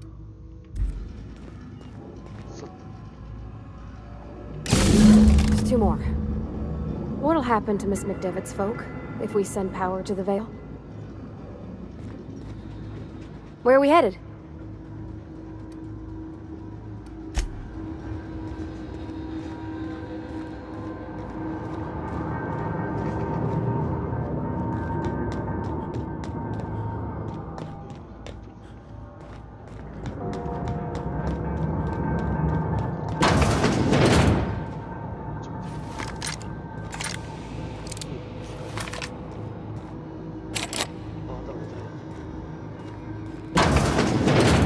Mind the steam.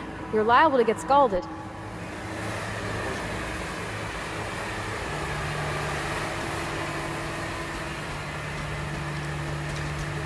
Here they come!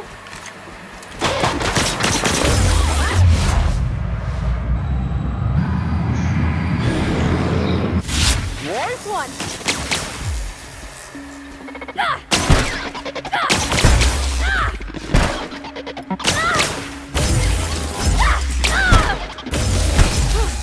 That's the last of them!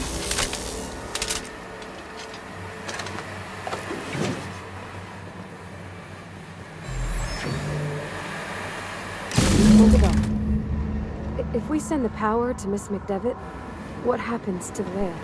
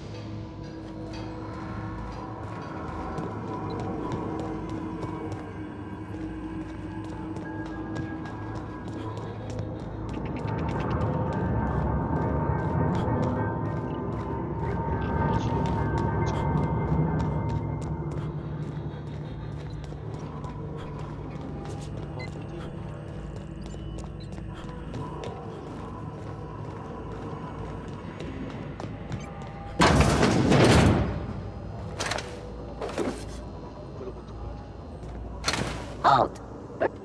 Watch out! That's the last of them!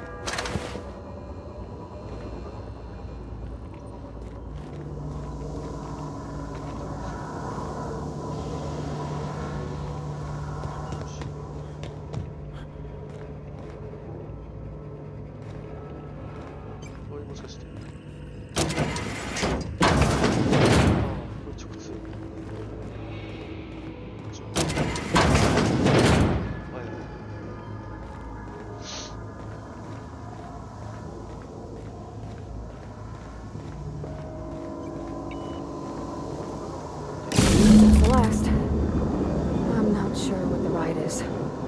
Alls I know is the decision's final.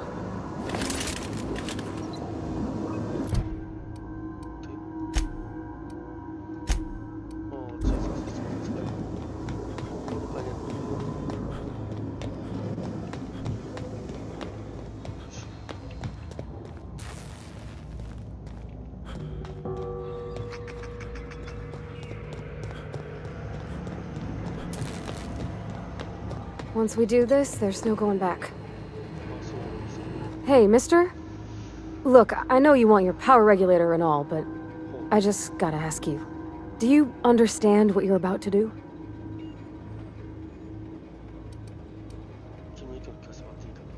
I don't think you should cut off Edgewater's power. I think it would be cruel. I'm sorry. That just sort of came out all at once.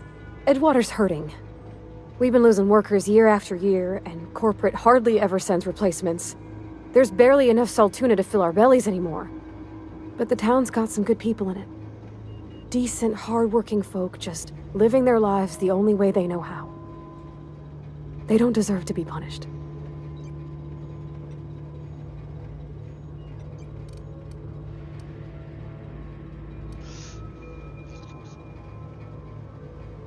That sure sounds like Mr. Thompson. If he was standing here, I imagine he'd remind us of how we're all one big, happy Spacer's Choice family. In Mr. Thompson's eyes, those deserters are still part of the Spacer's Choice family. The family must work together in order to survive. I hate to say it, but I think Mr. Thompson's got a point. Unless those deserters come back, Edgewater's as good as dead. Cutting off their power might be the only way.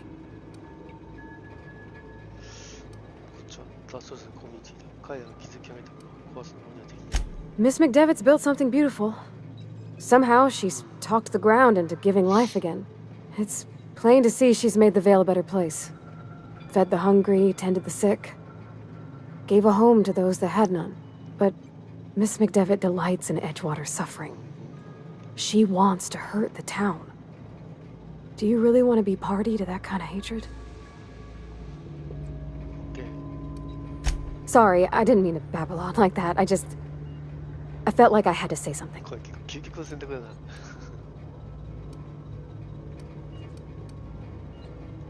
Really? I mean, wow. Thanks. No one's ever told me those words in that order.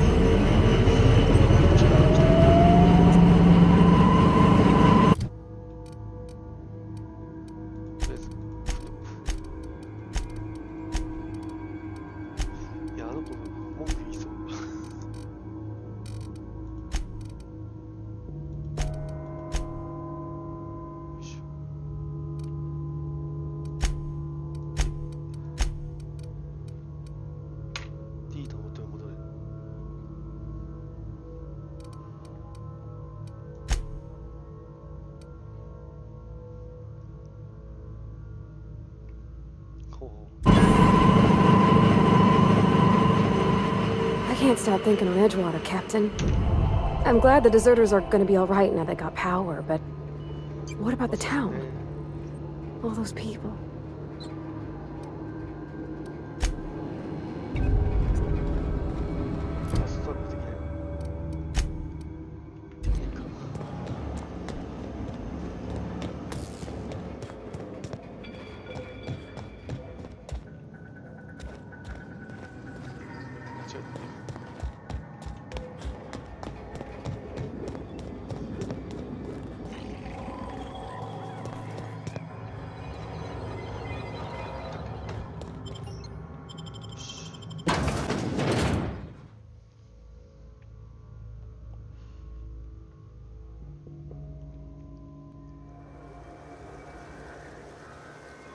これパスダメージできないな。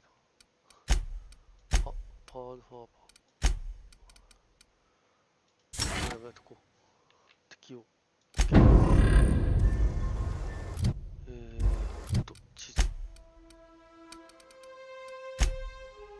お、いい地図じゃん。ファーストダメージ。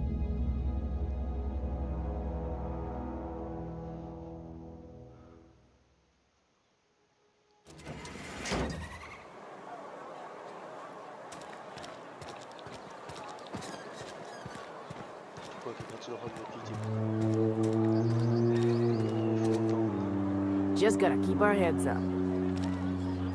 Hmm?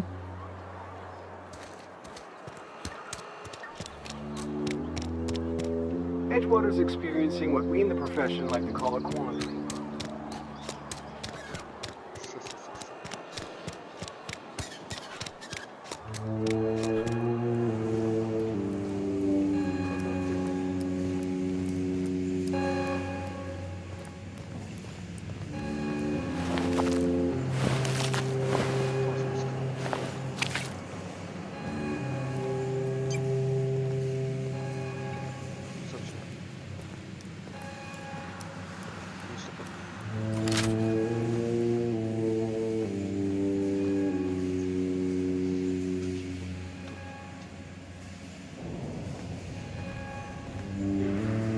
You want to know what gets my bile churning?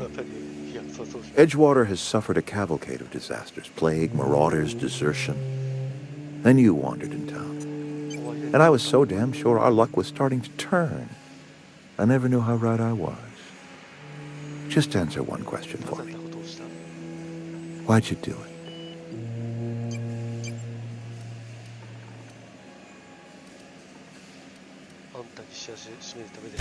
Is that right?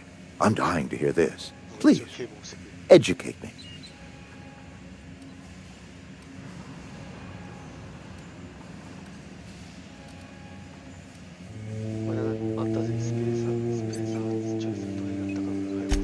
Liberating? Edgewater is my home. The only home I've ever had. I put down roots here, gave decades of my life to this place. I never asked to be liberated. Whatever you were hoping to find down here, I advise you to turn around and leave. I have got guards posted with orders to fire on you.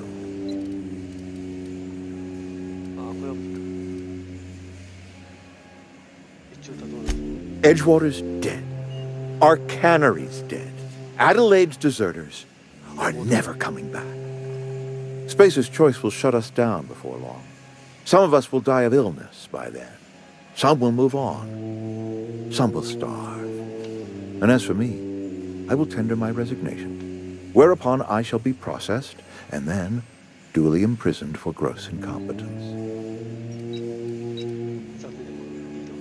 Apologies won't give us our lives back, but for what it's worth, I am sorry too.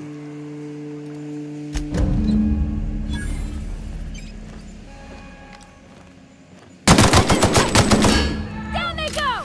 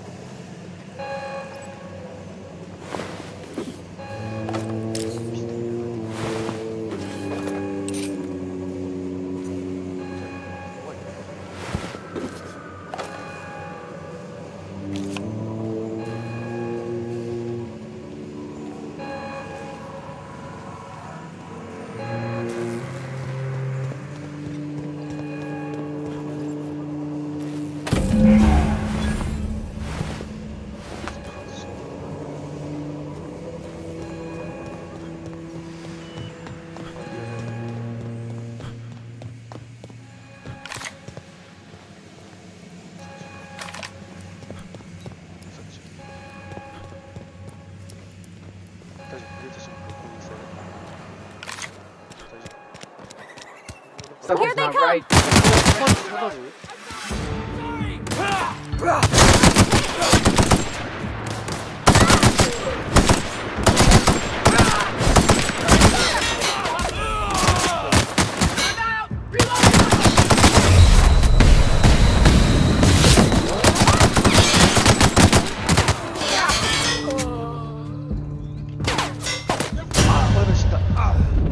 回復したかったんだよ。そこ。近づいちゃダメだもんね。近づいちゃダメだもん。そうなんですね。まあ、そりゃそうか。サクッと言えばいいですね。サクッと言えば。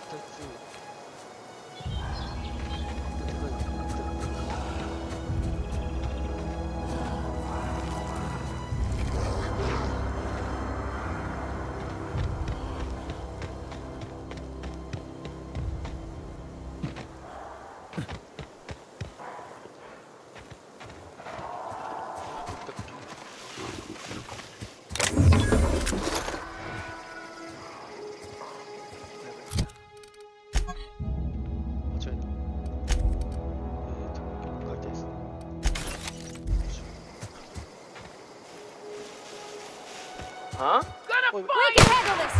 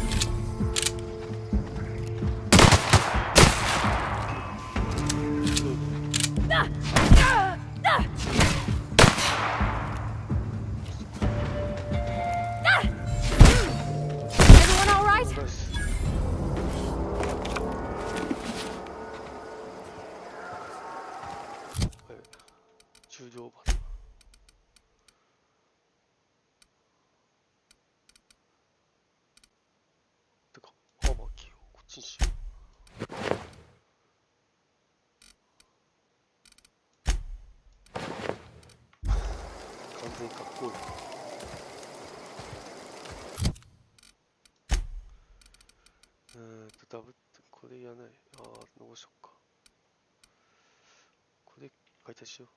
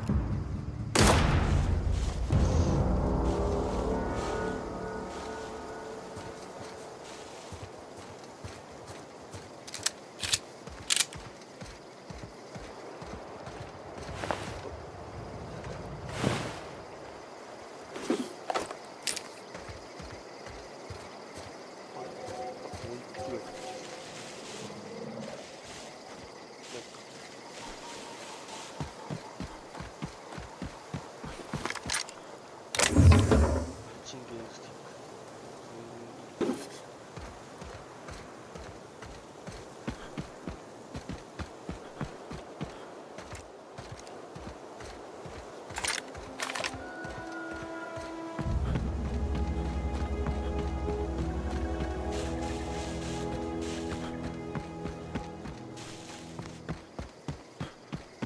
Is this your ship? Oh my stars, she is just so handsome! Does she have a name yet? What's her drive model? Oh, gosh. Listen to me babbling. When I was in Edgewater, I dreamed of flying on a real ship, working on a real engine, belonging to a proper crew. Edgewater won't last another season without power, but that don't change the fact that I'm indentured to Spacer's Choice. Company expects me back at my post.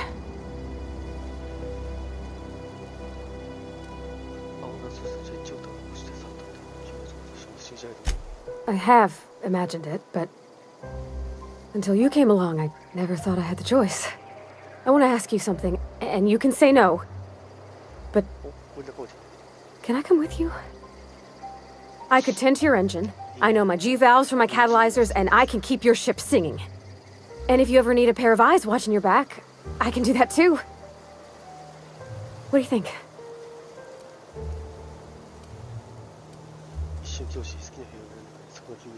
Yes! I mean, thanks. You won't regret this, mister.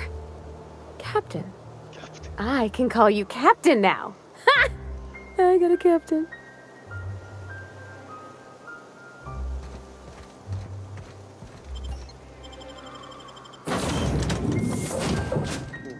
Well, I certainly am looking forward to flying on a ship named the Unreliable. I'll just head upstairs and claim a room.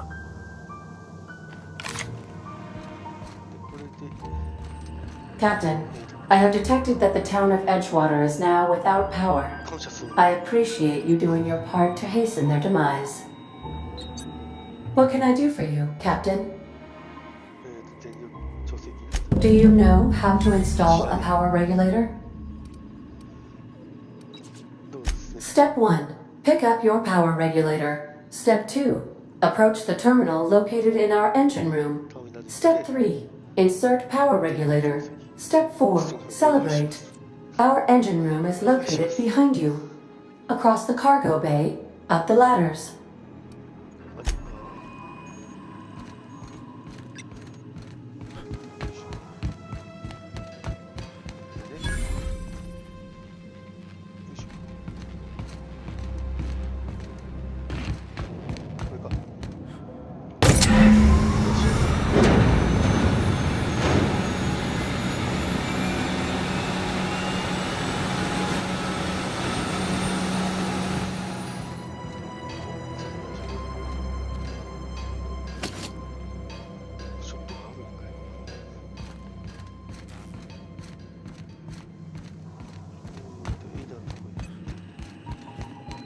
What can I do for you, Captain? All systems are operating within acceptable parameters. I am prepared to bring the Unreliable into low-altitude orbit. This should prove an adequate test of our flight capabilities.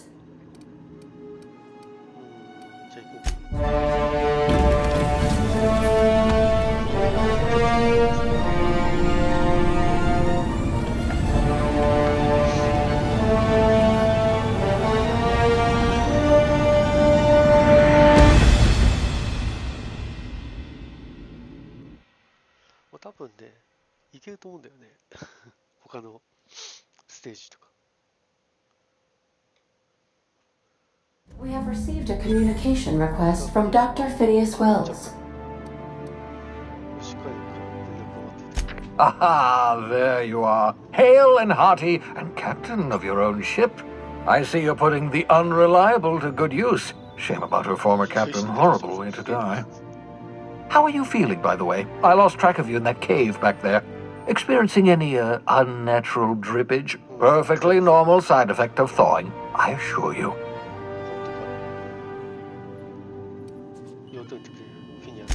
What you saw in Emerald Vale is happening all across the colony.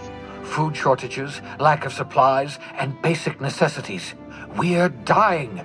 The chairman, the minister, and all their lackeys on the board are to blame.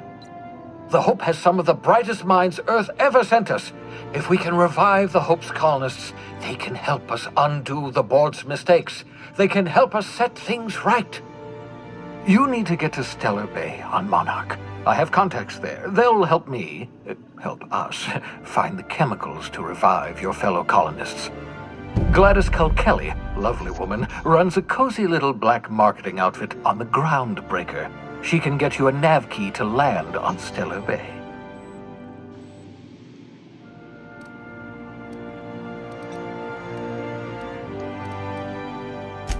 Excellent. I'll send her a wireless. Let her know you're coming. By the way, I gave Captain Hawthorne a disguise apparatus of my own design, cutting-edge technology years ahead of its time.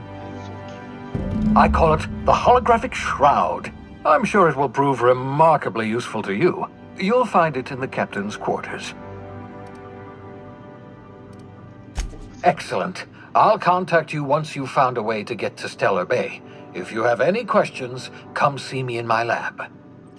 And remember, don't trust the board. They'll try to win you over with promises of wealth and power, but it's a lie. The board's only interested in filling their own pockets. If we don't put a stop to them, they're going to run this colony to the ground. Transmission ended. If you are ready to depart, please select a destination on your navigation terminal.